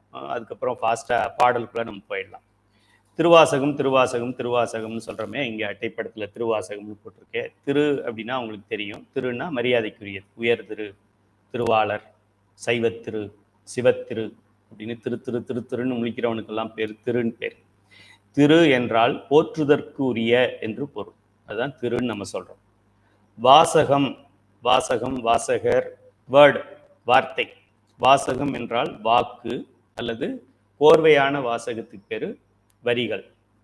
ஒரு பூ, உதிரிப்பூ, மாலை, இதுபோல தொடர்ச்சியாக வருகின்றதால் இது வாசகம் என்பது வாக்கு. தனியாக பார்த்தா வாக்கு, பல வாக்குகள் இணைந்தது ஒரு பாடல், பாடல் வரிகள் என்று பொருள். ஆக திருவாசகம் என்பது திருவாசகம். இது போற்றுதற்குரிய, மதிப்பிற்குரிய, பெருமை வாய்ந்த, மேன்மை தங்கிய, எதை வேணாலும் சொல்லிக்கலாம் என்பது பொருள். அதான் திருவாசகம்.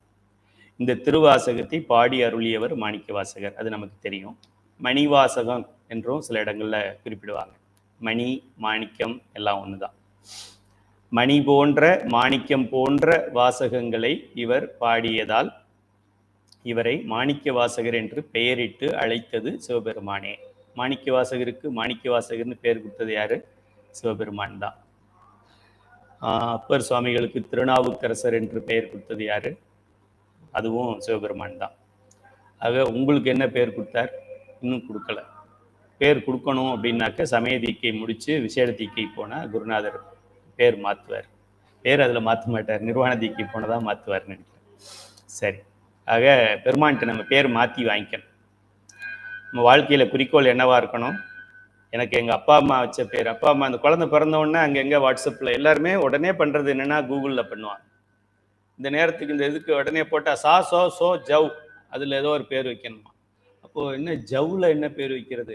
உடனே ஃபேமிலியில் இருக்கிறவங்களுக்கு எல்லாம் வாட்ஸ்அப்பில் போய்டும், ஜவ்வில் ஒரு நல்ல பேர் சொல்லுங்கள். உடனே எல்லாம் ஜவ் ஜவ் அப்படின்னு வை, இன்னும் ஜவ்கோ அப்படின்னு வை, ஜவ்ஷீரா அப்படின்னு வை. கூட்டினா 7 வர்ற மாதிரியும் இருக்கணும், ஆனால் ஜவ்வில் ஸ்டார்ட் பண்ணுற மாதிரி இருக்கணும். அடக்கடவுள், பேசாமல் பார்வதி, அபிராமி, அங்கேயர்கண்ணி அப்படின்னு வச்சிடலாம். விட்டுட்டு என்னதையோ வச்சு இப்போ அந்த குழந்தை அது பேரை சொல்றதுக்கும் அது கஷ்டப்படுது, கேட்குறவங்களும் கஷ்டப்படுறாங்க, எழுதுறவங்க அதை விட ரொம்ப கஷ்டப்படுறாங்க. இதுதான் இப்போ விஞ்ஞான உலகத்தில் நம்ம உயர்ந்திருக்கிறது என்ன அப்படின்னா, தன்னுடைய பெயரை அந்த பெயருக்கு உரிமையாளன் ஒழுங்காக ப்ரொனவுன்ஸ் பண்ண தெரியாது, பெற்றோருக்கும் ப்ரொனவுன்ஸ் பண்ண தெரியாது. அவனுடைய பெயருக்கு சரியான ஸ்பெல்லிங் என்ன அப்படிங்கிறது நியூமராலஜிஸ்ட் தான் சொல்ல முடியும், அவனும் சொல்ல முடியாது. அவன் பெயரை கேட்டவன் துரைசாமி அப்படின்னா, துரைசாமியை நீங்கள் 21 முறையில் தவறாக எழுதலாம். கர்நாடகாவில் இருக்கும்போது அங்கே சாமின்னு எழுத மாட்டாங்க, சுவாமின்னு தான் எழுதுவாங்க. கர்நாடகாவில் அது ஒரு பழக்கம். ஸோ துரை சுவாமி அப்படின்னு SWAMYன்னு போடுவாங்க, SWAMIன்னு போடுவாங்க, SAMIன்னு போடுவாங்க. துரைக்கு DOR, துரை அப்படின்னு DOR போடுவாங்க, DUR போடுவாங்க, DURRA போடுவாங்க. கடவுளே, என் பேர் எப்படிலாம் எழுதலாமா, ஒரு பேருக்கு இவ்வளவா அப்படிங்கிற மாதிரி மாணிக்க வாசகர் திரு நாவுக்கு அரசர். இவர் வாசகத்துக்கு அரசர், அவர் நாவுக்கு அரசர். சரி, இவருடைய இயற்பெயர் வாதவூரர், அது உங்களுக்கு தெரியும்.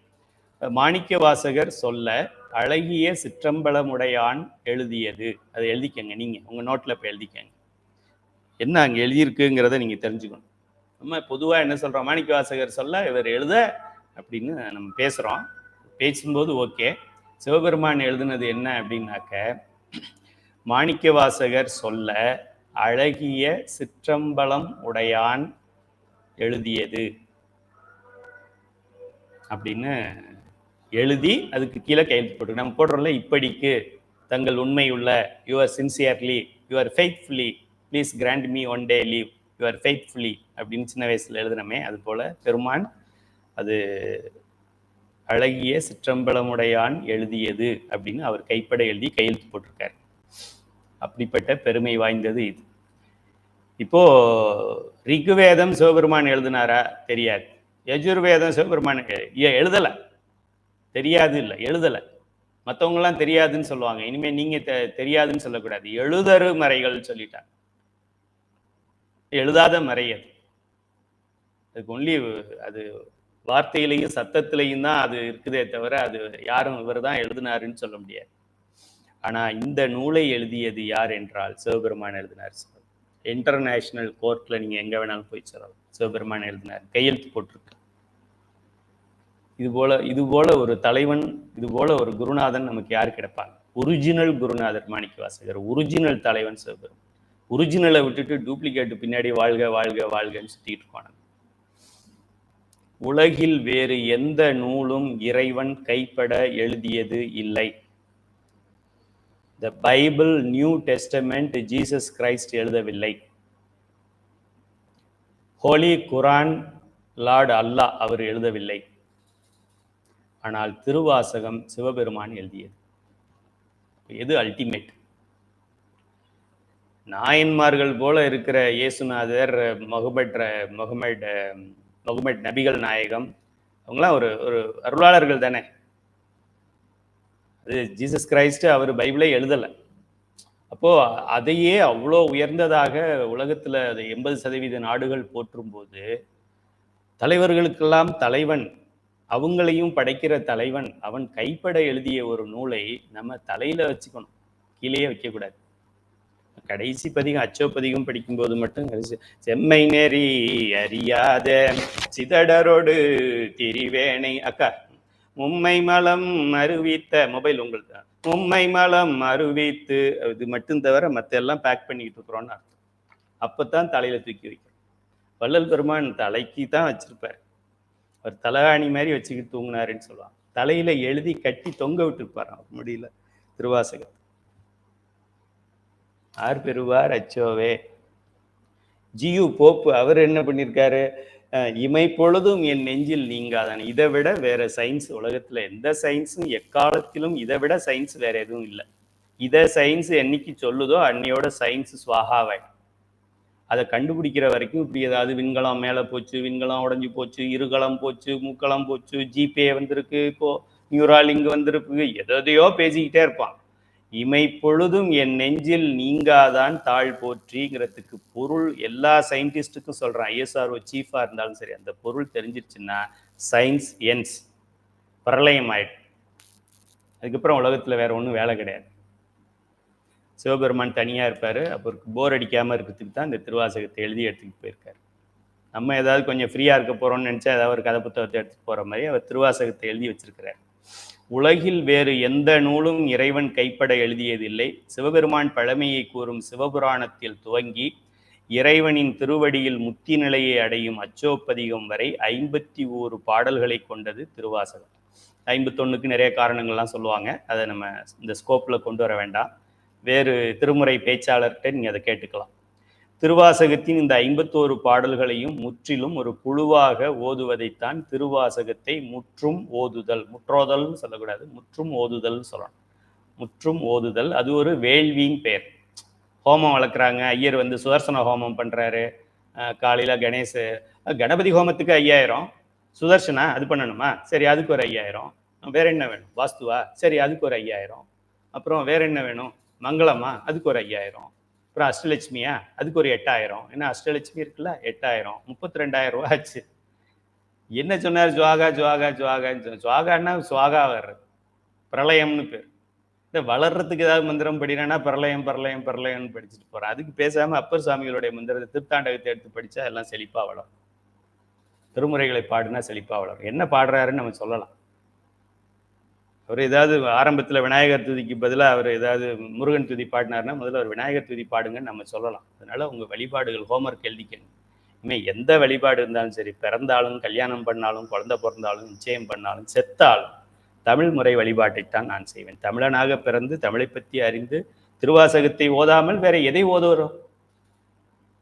திருவாசகத்தை பற்றி இவ்வளோ தெரிஞ்சுக்கிட்டு அப்புறம் சாயங்காலம் ஐயர்கிட்ட ஃபோன் பண்ணி இந்த கணபதி இதுக்கு என்னது விநாயகர் சதுர்த்தி அன்னைக்கு நீங்க வந்துருங்க வீட்டுக்கு, மாமா வந்துருங்கோ, உங்களுக்கு எல்லாம் வஸ்திரம்லாம் நான் எடுத்து வச்சுட்டு இருக்கேன், நீங்க வந்துருங்க, ஆத்துல காஃபி போட வேண்டாம், நம்ம ஆத்துலேயே போட்டு தரேன். இது சொல்றதுக்கு இதெல்லாம் படிக்கிறது. நால்வரை பத்தி படிச்சு, 12 திருமுறை படிச்சு, 27 ஆசிரியர்கள் படிச்சு, சிவபெருமானை எழுதினான் படிச்சு, இம்மைக்கும் மறுமைக்கும் இந்த வாழ்க்கையில என்னென்னவோ அது எல்லாத்துக்கும் ஒரே மருந்து. இந்த வாழ்க்கை முடிஞ்சு வேற ஒரு வாழ்க்கை இருந்தாலும் இதான் மருந்து, வேற வாழ்க்கை இல்லைன்னாலும் இதான் மருந்துன்னு தெரிஞ்ச பின்னாடியும் இதை படிக்காம வேற எதையோ அவனை படிக்க சொல்லி கேட்டுக்கிட்டு கேட்குற பணத்தை கொடுத்துக்கிட்டு கடைசியாக அவன் கொண்டு வந்திருக்கிற பெரிய சாக்கு பையில நம்ம அரிசி அவனுக்கு இருக்கிறதெல்லாம் அள்ளி போட்டு நம்மளே அவன் வண்டியில் தூக்கி வச்சு கொண்டு போய் பணத்தை கொடுத்துட்டு அதுக்கு யாராவது ஒரு தமிழ் முறையில் ஒரு ஒரு சிவனடியாரை கூப்பிட்டு அவருக்கு ஒரு வாய் சாதம் கொடுத்து அவர் கேட்குற பணத்தை அவர் 5000 ரூபா கேட்டால் மேலே கீழே பார்ப்போம். என்ன பஞ்சபுராணம் பாடுறதுக்கு 5000மா? அவன் ஜுவாகா ஜுவாகான்னு சொல்றதுக்கு 50,000 கொடுப்போம். பெரியார்லாம் ரொம்ப ரொம்ப கடவுள் இல்லைன்ற அளவுக்கு ஏன் பண்ணாருன்னா இப்போ நம்ம பண்ணிக்கிட்டு இருக்கிறதுனால தான் பண்ணார், பேசினார். அவருக்கு தெரியும் கடவுள் உண்டுன்ட்டு. கடவுள் இல்லைன்னா அவர் அதை சொல்ல முடியாதுன்னு அவருக்கு தெரியும். அவர் பெரிய அறிவாளி. அவர் நம்ம இது மாதிரி முட்டாள்தனமாக பண்ணுறதை பார்த்து சரி இவனுங்களுக்கு என்ன சொல்கிறது, இப்போ ஃபேனை போடாத, லைட்டை போடாத, டிவி ஆஃப் பண்ணு அப்படின்னு வீட்டில் சொன்னால் பசங்க கேட்க மாட்டானுங்க. பேசாமல் மெயினாக ஆஃப் பண்ணி போட்டால் சைலண்டாக படுத்துருவோம். கரண்ட் போயிடுச்சுடான்னு சொல்லிட்டான். அது போல பண்ணார் அவர், கடவுள் இல்லைன்னு சொல்லி. ஆக நம்ம திருந்த வேண்டும். இவ்வளோ உயர்ந்த நூல் என்று தெரிந்தும் இதை பாடாம இன்னொன்னு பாடுறது, இன்னொருத்தன் எதையோ தெரியாததை பாடுறதை கேட்டுட்டு வர்றது. தமிழிலும் அர்ச்சனை செய்யப்படும். என்னடா தமிழ் என்ன அவ்வளோ கேவலம்? செகண்ட் ஒய்ஃபா தமிழ்? தமிழில் மட்டும் அர்ச்சனை செய்யப்படும் போடு. என்ன இப்போ அர்ச்சனை செய்ய ஆள் இல்லையா? கூப்பிட்டு நம்ம சைவ சித்தாந்த சுடர்லேருந்து 100 பேர் அனுப்புகிறோம். இந்த பஞ்சபுராணத்தை பாடினா அர்ச்சனை, யான் விரும்பும் அர்ச்சனை இப்பாட்டே ஆகும். திருமுறை 12 திருமுறை எடுத்துகிட்டு போயிட்டு இதை படித்தா இதுதான் அர்ச்சனை. யார் சொன்னால் அது மாதிரி? கோர்ட்டில் கூட நீங்கள் பேசலாம், கோர்ட்டில் பேசலாம். சிவபெருமான் சொல்லியிருக்காரு, இதே யான் விரும்பும் அர்ச்சனைன்னு சொல்லியிருக்காரு. யார் சொன்னா? சிவபெருமான் சொல்லியிருக்காரு. இது யார் எழுதுனா? சிவபெருமான் எழுதியிருக்கிறார். இதை விட வேற யார் சொல்லணும்? எல்லாரும் போல்டா இருங்க, கலங்காதீங்க. சரி, திருவாசகத்தை பக்தியோடு ஓதும் இடத்திலும் கேட்கும் இடத்திலும் சிவபெருமான் எழுந்தருள்வார் என்பது பெரியோர்களின் வாக்கு. திருவாசகம் ஓதுவது உயர்ந்த வழிபாடு, அதெல்லாம் உங்களுக்கு தெரியும். திருவாசகத்துக்கு உருகாதார் ஒரு வாசகத்துக்கும் உருகார். ஆகா, கூகுள் மீட்ல கிளாஸ் வச்சிருந்தா நல்லா இருக்கும். திருவாசகத்துக்கு உருகாதார் ஒரு வாசகத்துக்கும் உருகார், திருவாசகத்துக்கு உருகாதார் ஒரு வாசகத்துக்கும் உருகார், திருவாசகத்துக்கு ஒரு வாசகத்துக்கும் உருகார். ஒரு திருவாசகம் முற்றோதல் முடிஞ்சிருச்சு. உட்கார்ந்திருந்த 15 பேர்ல ஒருத்தர் கண்ணுல கூட ஒரு சொட்டு தண்ணி கூட சும்மா ஒரு சாம்பிளுக்கு கூட வர்ற மாதிரி கூட வரல. இப்போ நம்மளே நம்ம திருவாசகத்தை இழிவு செய்கின்றோம் என்ற அர்த்தம் இல்லையா? யாருக்காவது ஒருத்தருக்கு வந்திருக்கலாம்ல, ஒரு ஏமாளிக்காவது வந்திருக்கலாம்ல. உட்கார்ந்துருந்த அம்மாக்கள்ல புத்திசாலி 15 பேர்ல 14 பேர் புத்திசாலியா இருந்தா ஒரு மக்கு இருந்தா அதுக்காவது வந்திருக்கலாம்ல. அது கூட வராம 300 முற்றோதல் பண்ணி என்ன பண்றது? வாசகத்துக்கு உருகாதார் ஒரு வாசகத்துக்கு உருகாரு. ஜியு போப்பே சொல்லியிருக்கிறாரு, திருவாசகத்துக்கு நீயே உருகலை, அப்புறம் எப்படி மற்றவங்க உருவா? எந்த ஒரு முற்றோதல்ல கலந்துகிட்ட ஒருத்தருக்காவது, யாராவது ஒருத்தர், புதுசா வந்த ஒருத்தரா இருக்கட்டும், பழைய சீனியரா இருக்கட்டும், யாராவது ஒருவருக்கு ஒரு சொட்டு, ஒரு பாடல்ல ஒரு பதிகத்துல ஒரு சொட்டு கண்ணீர் வரலன்னா திரும்ப ஒரு தடவை அங்கேயே உட்கார்ந்து பாடி பார்க்கணும். மணி ஆயிடுச்சு, லஞ்ச் முடிச்சுட்டு போகலாம். 11 மணிக்குள்ள திருக்கழுக்குன்ற பதிகம் வந்தால் தான் நமக்கு 12:30 மணிக்கு சாப்பாட்டுக்கு சரியா இருக்கும். அதுக்கு தகுந்த மாதிரி பாடுங்க, இழுத்து பாடாதீங்க, ஃபாஸ்டா பாடுங்க. இப்படி பண்ற முற்றோதல் நீ பண்ணாமலே இருக்கலாம். நம்மை நாமே இழிவுபடுத்திக் கொள்வதாக அர்த்தம். நான் வரலங்க முற்றோதலுக்கு, சரியில்லாத முற்றோதலை நான் பாடுறது இல்லைன்னு சொல்லிடலாம். சும்மா சொல்றேன். ஞாயிற்றுக்கிழமை திருவாசக முற்றோதல் கந்தர்வ கோட்டையில் இருக்கின்றது. அனைவரும் வந்து கலந்து கொண்டு சிறப்பிக்கவும். சரி, அடுத்ததாக இப்போ திருவாசகத்தை பற்றி சில வார்த்தைகள் தெரிந்து கொண்டோம். அடுத்து இன்னும் கொஞ்சம் உள்ள திறந்து போறோம். மெயின் கேட்டை திறந்து அடுத்து இப்போ மரக்கதவை திறக்க போறோம், நிலக்கதவை திறக்க போறோம். திருவாசகத்தின் முதல் பாடலாகிய சிவபுராணம் பற்றிய சிறிய அறிமுகம். புராணம் என்றால் பழமையை கூறுவது, வரலாறு என்று அர்த்தம். பெரிய புராணம்னா பெரிய வரலாறு என்று பெயர். சிவபெருமானுடைய வரலாறு சிறிய வரலாறு. இதுக்கு மாணிக்கவாசகர் பெரிய புராணம்னு பேர் வச்சிருக்கணும்ல, சிவன் புராணம்னு சொல்லி சிம்பிளா வச்சுட்டார். நம்ம இந்த வகுப்புக்கு பேர் வச்சிருக்கிற மாதிரி. இது என்னப்பா சிவனுடைய வரலாறு சொல்லுது, அதனால இதுக்கு சிவபுராணம். இப்போ பெரிய புராணத்துக்கு ஏன் பெரிய புராணம் வச்சிருக்காங்க? பெரிய ஆளுங்களுடைய வரலாறு சொல்லுது, அதனால பெரிய புராணம் வச்சிருக்காங்க. யார் பெரிய ஆளு, யார் சிறிய ஆளு? நாயன்மார்கள் பெரிய ஆளு. யார் சொன்னா? சுந்தரர் சொல்லியிருக்கார். சுந்தரருக்கு யாரு சொன்னா? சிவபெருமான் சொன்னார். அவ்வை பிராட்டியார் சொல்லியிருக்கிறார். ஆக புராணம் என்றால் பழமையை கூறுவது, வரலாறு அப்படின்னு நம்ம வச்சுக்கலாம். இது சிவபெருமானுடைய பெருமையையும் பழமையையும் கூறுவதால் இதற்கு பெயர் சிவபுராணம் என்று பெயர். இதே என்ன கந்த புராணம் இருக்கு, கந்தனுடைய பெருமையையும் பழமையையும் கூறுவது கந்த புராணம். அது மாதிரி பல புராணம் இருக்கு. நமக்கு இங்கே இருக்கிறது சிவனுடைய பழமையையும் பெருமையையும் அவனுடைய குணத்தையும் கூறுவதால் இதற்கு பெயர் சிவபுராணம் என்று பெயர். என்சான் உடம்புக்கு சிரசே பிரதானம் அப்படின்னு சொல்லுவாங்க. 8 உடம்புக்கு தலை தானே முக்கியம். தலை இல்லாம 4 கை இருந்து தலை மட்டும் இல்லைன்னா என்ன பண்றது? தலைவன் இல்லைன்னாக்க ஆடுகள் கூட ஒழுங்கா மேயாது. தலை இல்லை அப்படின்னா ஒன்றும் ஆகாது. ஆக தலை எப்படி முக்கியமோ அதுபோல என்சான் உடம்புக்கு சிரசே பிரதானம் என்பது போல 51 பாடல்களை கொண்டிருக்கின்ற இந்த முழு திருவாசகத்திற்கு தலையாகி இருப்பது நம்மளுடைய சிவபுராணம் என்கின்ற முதல் பாடல். சரி, அடுத்தது ஆவுடையார் கோயில் என்று அழைக்கப்படும் திருப்பெருந்துறையில் அருளப்பட்டது. முதல் பாடல் உங்களுக்கு தெரியும். இப்போ திருவாசகம் இனிமேல் நான் அட்டையை காமிக்க வேண்டியதில்லை, பதிகத்துக்கு போயிடுவோம். பதிகத்தில் முதல் பதிகம் அது எங்கே அருளப்பட்டது அப்படின்னு சொல்லி அருளாளர்கள் சொல்லியிருப்பாங்க. ஸோ இந்த முதல் பதிகம் வந்து திருப்பெருந்துறையில் அருளியது. அதற்கு கீழே கலிவெண்பா அப்படின்னு ஒன்று இருக்கும். அது பற்றின முழு விவரத்தை தனியாகவே ஒரு பாடமாக சொல்லுவேன். கடைசி தேன் சொட்டில் அதை வச்சுருக்கிறேன். ஆரம்பத்தில் அதை பற்றி சொன்னால் இந்த வீடியோ எப்படி ஆஃப் பண்ணிட்டு போயிடுவாங்கன்றதுனால அதை கடைசியாக வச்சுருக்கிறேன். அதுக்கப்புறம் எதனால இது வெண்பாக்கள் என்னென்ன, அதில் என்ன வகை இருக்குது, அதில் கலிவெண்பா என்ன வகையை சேர்ந்தது, இந்த பாடலில் எங்கே வருது கலிவெண்பா, கடைசியாக பல்லோரும் ஏத்த பணிந்து அப்படின்னு 3 வார்த்தைகளில் இது முடியுது. 4 வார்த்தை பாடல்களாக இது இருக்குது. அது மாதிரி பல இலக்கணங்கள் அதுக்கு இருக்குது. அதை நான் கடைசி வகுப்பில் சொல்கிறேன். சிவபுராணத்தோட கடைசி 95வது வரி முடிஞ்ச பின்னாடி இதை பற்றி நான் சொல்கிறேன். ஸோ இப்போதைக்கு வந்து நமக்கு என்ன சொல்லியிருக்கு, இது திருப்பெருந்துறையில் அருளியது அப்படின்னு சொல்லியிருக்கு. இதனால இது முதல் பாடல். இதுலேயே நிறைய டிஸ்பியூட்லாம் இருக்குது. இது இல்லை முதல் பாடல் அப்படின்னு சொல்கிறவங்க இருக்காங்க. அதுபோல் அச்சோப்பதிகம் கடைசி பாடல் இல்லை, யாத்திரை பத்து தான் கடைசி பாடல் அப்படி சொல்கிறவங்களும் இருக்காங்க. அச்சோப்பதிகத்தில் 9 பாடல் மட்டும் கிடையாது, அதில் 11 பாடல் இருக்குது, 12 பாடல் இருக்குது அப்படின்னு சொல்கிறவங்களும் இருக்காங்க. ஆக நம்ம ஆர்கியூமெண்ட்டுக்குள்ளே போக வேண்டாம். 12 இருந்தால் என்ன, 90 200 இருந்தால் என்ன, இருக்கிற 9 ஒழுங்கா படி. நீ அவ்வளோ இதை படிச்சிட்டியா? ஐயா முதல்ல எனக்கு நீங்கள் பொருள் விளக்கமெல்லாம் அப்புறம் சொல்லுங்க. மாணிக்க வாசகர் எந்த நூற்றாண்டை சேர்ந்தவர் அதை முதல்ல சொல்லுங்க. சுந்தரர் காலத்துக்கு முந்தியவரா பிந்தியவரா? 3ஆம் நூற்றாண்டா 9ஆம் நூற்றாண்டா? அடே, திருவாசகத்துல 3வது பாட்டு என்ன பேர், என்ன 9வது பாட்டோட பேர் என்ன? படிச்சிருக்கியா? படி. நீதியெல்லாம் அவர் ஒரு நாள் விளக்குவார். அதுபோல நமக்கு இருக்கிறத இந்த காலத்திற்கு என்ன தேவையோ அதை கொடுத்துருக்குறோம். அதை படிச்சுக்கிட்டு போய்கிட்டே இருக்க வேண்டியதான். சரி, ஆவுடையார் கோயில் என்று அழைக்கப்படும் திருப்பெருந்துறையில் அருளப்பட்டது இந்த பதிகம். சிவபுராணம் அப்படிங்கிறது நமச்சிவாய என்று தொடங்கி பணிந்து என்று முடிகின்ற ஒரு பாடல். சிவபுராணம் பாடல்ல 95 வரிகள் இருக்கின்றன. இது எல்லாமே உங்களுக்கு தெரிஞ்சது தான். இறைவனுடைய இயல்புகளை பற்றி இது சொல்லுது. சிவபெருமானுடைய இயல்புகள். இப்போ நம்ம ஒருத்தரை பற்றி சொல்கிறோம் அப்படின்னா, ஒருத்தரை பற்றி ஒரு கதை சொல்கிறோம். ஒரு ஊரில் ஒரு ராஜாவாம், இந்த ராஜாவுக்கு ஒரு ராணியா, அவங்களுக்கு ஒரு இளவரசராம், இன்னொரு இளவரசியாம் அப்படின்னு குழந்தைக்கு கதை சொல்கிற மாதிரி நமக்கு மாணிக்கவாசகர் இந்த கதையை சொல்கிறார். முதல்ல ஒருத்தன் சிவபெருமானா, நமச்சிவாயம்னு ஒருத்தன் இருக்கானா.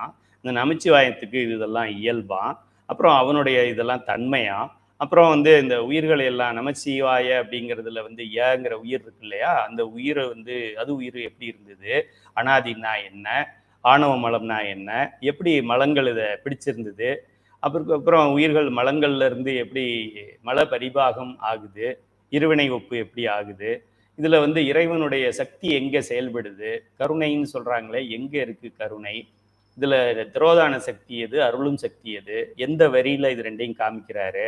அப்படி ஒரு வேளை அருள் சக்தி வந்துருச்சு, சக்தி நிபாதம் தொடங்கிருச்சு அப்படின்னா அது அந்த 4 இது இருக்கு இல்லையா, மந்ததரம், மந்தம், தீவிரம், தீவிரதரம், அது எதுல நடக்கும், அதுல நடந்தா முத்தி எப்ப கிடைக்கும், முத்தியில சாலோகம்ன்றது எது, சாலோகம் எது, சாலோபம் எது, சாமீபம் எது, சாரூபம் எது, சாயுச்சியம் எது, அது எல்லாமே இந்த பாடல்ல இருக்கு. எல்லாமே இதுல இருக்கு. சரி, இதெல்லாம் ஓகே, வெறும் தியரியா படிக்கிறது இல்லை. இதை நான் நடைமுறைப்படுத்த வேண்டும் என்றால் என்ன செய்யணும் அப்படிங்கிறதையும் மாணிக்கவாசகர் சொல்லியிருக்காரு. என்ன சொல்றாரு அவரு? 19வது வரின்னு நினைக்கிறேன். சிவபுராணத்தை முந்தை வினை முழுதும் மோய உரைப்பன் யான். உள்ளம் மகிழ 19வது தானே அது. சிந்தை மகிழ சிந்தை மகிழ சிவபுராணம் தன்னை முந்தை வினை முழுதும் மோய உரைப்பன். சிந்தை மகிழ சொல்லணும். வேகமா சொல்லணும். என்னங்க என்னாக்க சீக்கிரமா போகணும். ரொம்ப நேரம் காலையில அந்த பாட்டு பாடாதப்பா, சாயங்காலம் வந்து பாடிக்க. காலையில சின்ன பாட்டா பாடிப்போ, பஞ்சபுராணம் மட்டும் பாடி. சிவபுராணம்லாம் காலையில பாடாத. அதுக்கு தான் சின்ன புராணம் கொடுத்துருக்கு. ஏன்னா அது பாடினா 15 நிமிஷம் ஆகும். அது ரமணி ஐயா பாடுற மாதிரி பாடினா 30 நிமிஷம் ஆகும். அதனால சீக்கிரமா பாடிட்டு தான் நம்ம போறோம். ஆனா மாணிக்கவாசகர் இதை எப்படி பாட வேண்டும் என்று சொல்லியிருக்கிறாரு. சிந்தை மகிழ பாட வேண்டும். சரி, பாடுனா என்ன கிடைக்கும்? முந்தை வினை முழுதும் ஓயும். முந்தை வினை போகணும்னா என்ன பண்ணணும்? சிவபுராணம் படிக்கணும். சிவபுராணத்தை எப்படி படிக்கணும்? சிந்தை மகிழ படிக்கணும். சிந்தை எங்க இருக்கு? திரும்ப சைவ சித்தாந்தம் படிக்கணும். சரி, இறைவனின் கருணை அருள் சக்தினா என்ன, சக்தினா என்ன, சிவம் முன்னாடி வந்ததா சக்தி முன்னாடி வந்ததா, எல்லாமே இந்த பாடலை நம்ம பார்க்க போறோம். பிறவி கடலில் தத்தளிக்கும் ஆன்மாக்களுக்கு தோணி போன்ற மந்திரம் இந்த சிவபுராணம். கடல்ல ஆத்துல அடிச்சுக்கிட்டு போகும்போது ஹெலிகாப்டர்ல எல்லாம் போட்டு தூக்குறாங்க இல்லையா, கயிறு போட்டு தூக்குறாங்க. சென்னையில வெள்ளம் வரும்போது மாடியில போய் ஏறி நின்னாங்க, அப்புறம் மாடியில சாப்பாட்டு பொட்டலம் போட்டாங்க. அது போல இந்த பிறவி என்கின்ற வெள்ளத்தில் நாம் அடித்து கொண்டு போகும்போது சாதல் பிறப்பென்னும் தடஞ்சொலியில் தடுமாறி, சாதல் பிறப்பு சாதல் பிறப்பு சாதல் பிறப்பு சாதல் பிறப்பு சாதல் பிறப்பு சாதல் பிறப்பு சாதல் பிறப்பு சாதல் பிறப்பு சாதல் பிறப்பு சாதல் என்று தடஞ்சொலியில் தடுமாறி அப்படி இருக்கும்போது இந்த சிவபுராணம் நம்மை காக்கும். ஸ்டாப். மரணமில்லா பெருவாள். இனிமே உனக்கு மரணம் கிடையாது. இதான் லாஸ்ட் பர்த். உனக்கு மரணமில்லா பெருவாள். இப்படி இந்த தடவை இறந்து உயிர் உடல் தனியா ஊன் உயிர் வேறு ஆயிடுச்சு அப்படின்னா இனிமே உனக்கு பிறவி கிடையாது. எது சொல்ல முடியும்? சிவபெருமானும் சிவபுராணமும் தான் சொல்ல முடியும். சிவபெருமானும் ஒண்ணுதான், சிவபுராணமும் ஒண்ணுதான். ரெண்டும் ஒண்ணு தானே. எழுதிக்கேன். Sivaperuman is equal to Sivapuranam. பிறவி கடலில் தத்தளிக்கும் ஆன்மாக்களுக்கு தோணி போன்ற மந்திரம் இந்த சிவபுராணம். கற்றுணை பூட்டியோர் கடலில் பாய்ச்சினும் நற்றுணையாவது நமச்சிவாயவே. அதுக்காக நமச்சிவாயவேன்னா என்ன? நமச்சிவாயத்துல தொடங்குகின்ற இந்த சிவபுராணமே அப்படின்னு அப்பர் சாமிகள் சொன்னதா நினைச்சுக்கோங்க. சிவபுராணத்தை தினமும் பாடுபவர்கள் சிவலோகத்தில் வாழ்வார்கள். இதை விட வேற என்னையா வேணும்? இந்த கழுத பிறவியை இதை விட்டுரு. இதுதான் முடி கொட்டியிருக்கு, எல்லாம் வெள்ளையா இருக்கு, கருப்பா இருக்கு. இதை விடு. அடுத்து வர்றதாவது நல்லா வரணுமா? அதுக்கு என்ன பண்ணலாம்? அவ்வினைக்கு இவ்வினையாம் என்று சொல்லும் அகுதறிவீர், உய்வினை நாடாது இருக்கிறீங்களா? அதுக்கு என்ன பண்றது? அதுதான் பெரிய ஊனம்.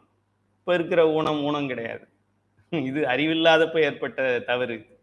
இப்போ ஆறறிவு உடைய பகுத்தறிவு உடைய முனைவர் கைலை துரைசாமி அப்படி இருக்கும்போது திரும்ப தீவினை வந்துகிட்டே இருக்குதே. அவ்வினைக்கு இவ்வினையாம் என்று சொல்லும் அகுதறிவீர், உய்வினை நாடாதிருப்பது உந்தமக்கு ஊனம் என்றே. முட்டாள்ற நீ, கை நாட்டு, இல்லிட்ரேட், இடியட் அப்படின்னு சொல்லாம உந்தமக்கு அப்படின்னு எப்படி மரியாதையா சொல்றாங்க பாருங்க. சிவலோகத்தில் வாழ வேண்டும் என்றால் இந்த சிவபுராணத்தை படிக்க வேண்டும், திருவாசகத்தை படிக்க வேண்டும். உலகத்தில் முக்கியமான சமயங்கள் மதங்கள் எப்போது தோன்றின அப்படிங்கிறதெல்லாம் ஒரு ஆராய்ச்சி பண்ணி பார்த்து ஒரு கட்டுரை வெளியிட்டிருக்கிறேன். அதை வேற ஒரு வாய்ப்பு இருக்கும்போது, இதையே நம்ம வெளியில ஏற்கனவே இருக்குது, நெட்ல இருக்கு, இருந்தாலும் சொல்றேன். சீக்கிய மதம் என்பது ஆஃப்டர் கிரைஸ்ட், கிபின்னு சொல்றல, கிறிஸ்துவுக்கு பின். கிறிஸ்துங்கிறது 2000 வச்சுக்கோங்க அப்ராக்சிமேட்டா. இப்போ கிபி 2024 நம்ம இருக்கோம். ஸோ கிறிஸ்து பிறந்ததுக்கும் அதுக்கு யாராவது கிறிஸ்தவர்கள் உங்க மதத்தை பத்தி ஏதாவது தவறான கேள்வி கேட்டாக்க நிக்க வச்சு சுட்டுருங்க. நம்ம கேட்குற ஒரு கேள்விக்கும் அவங்க கரெக்டாக பதில் சொல்ல முடியாது. கிறிஸ்துவுக்கு முன் கிறிஸ்துவுக்கு பின் அப்படின்னா கிறிஸ்துவுக்கு பின் 2024. அப்போ அந்த வருஷம் 1ல் தான் கிறிஸ்து பிறந்தாரான்னு கேளுங்க. அதானே கிறிஸ்துவுக்கு முன் பின் அப்படின்னா? இயேசுநாதர் பிறந்தது எந்த வருஷம்னு கேளுங்க. கிபியா, கிமுவா, ஜீரோவா, இயர் ஜீரோவா? இப்போ கிராஃப் ஷீட்டில் என்ன போடுறோம்? 0, இதுக்கு பின்னாடி மைனஸ், இதுக்கப்புறம் ப்ளஸ் சொல்கிறோம். இது கிறிஸ்து, இது கிறிஸ்துவுக்கு முன், இது கிறிஸ்துவுக்கு பின். அப்போ இயேசு கிறிஸ்து 0 வருஷத்தில் பிறந்தாரா அப்படின்னு கேளுங்க. யாராவது சரியா பதில் சொல்லிட்டா எனக்கு வாட்ஸ்அப்பில் அப்பவே கால் பண்ணு. எவ்வளோ ஒரு பெருமை வாய்ந்த மதத்தை சார்ந்தவர்கள் நம்ம தெரியுமா? நம்ம ராஜ குடும்பங்கிறது தெரியாம பிச்சை எடுத்து சாப்பிட்டுட்டு இருக்கோம். இஸ்லாம் கிபி 570 570க்கு அப்புறம் இஸ்லாம் பிறந்தது. கிறிஸ்தவம் நான் சொல்ல மாட்டேன், கேட்டுட்டு வாங்க. கன்ஃபியூஷியஸ் அப்படிங்கிறது கிறிஸ்துவுக்கு முன்னாடி ஒரு 500 இயர்ஸ்க்கு முன்னாடி வந்த மதம் அது. பௌத்த மதம் அது போல ஒரு 500 ஆண்டுகளுக்கு முன்னாடி, கிறிஸ்துக்கு முன்னாடி, அதாவது 2500 ஆண்டுகளுக்கு முன்னாடியிலேருந்தே இந்த பௌத்த மதம் இருக்கு, புத்த மதம். சமணம் அதுவும் ஒரு 600 700 ஆண்டுகளுக்கு முன்னாடி, ஷிண்டோங்கிறது ஒரு 600 ஆண்டுகளுக்கு முன்னாடி. யூத மதம் அப்படிங்கிறது கிறிஸ்துவுக்கு முன்னாடி 1200 யூதர்கள், அதான் ஓல்டு டெஸ்டமெண்ட் இருக்கு, பழைய பைபிள், அதில் யூதர்கள் பற்றியெல்லாம் இருக்குது. அதில் வந்து கிறிஸ்து இந்த இயேசுநாதர் பிறக்கிறதுக்கு முன்னாடி 1200 ஆண்டுகளுக்கு முன்னாடி, இயேசுநாதர் பிறக்கிறப்ப ஆதாம் ஏவாள்னு இப்போ ஒரு டார்வின் ஏதோ ஒரு வளரி வச்சுட்டு போயிருக்கார். இது யூத மதம் வந்து நியூ டெஸ்டமெண்ட் படிக்கிறவங்கள்ட்ட பழைய வரலாறு சரிதானான்னு கேளு, அதுக்கப்புறம் அவங்கள்ட்ட பேசவே மாட்டாங்க. எதை பேசினாலும் மதத்தை பற்றி பேச மாட்டாங்க. அவன் நம்மகிட்ட கேட்பான், முருகனுக்கு 2 பொண்டாட்டி இருக்குதே, என்ன சாமி உங்க சாமி எல்லாம்? முருகனுக்கு 2 பொண்டாட்டி, சிவனுக்கு 2 பொண்டாட்டி, கிருஷ்ணனுக்கு 100 பொண்டாட்டி அப்படின்னு. ஏன்டா ஒரு பொண்டாட்டியே அவனால ஒழுங்கா வச்சுக்க முடியல, அவன் 100 பொண்டாட்டியை வச்சிருந்தானா அவன் கடவுள் தான்.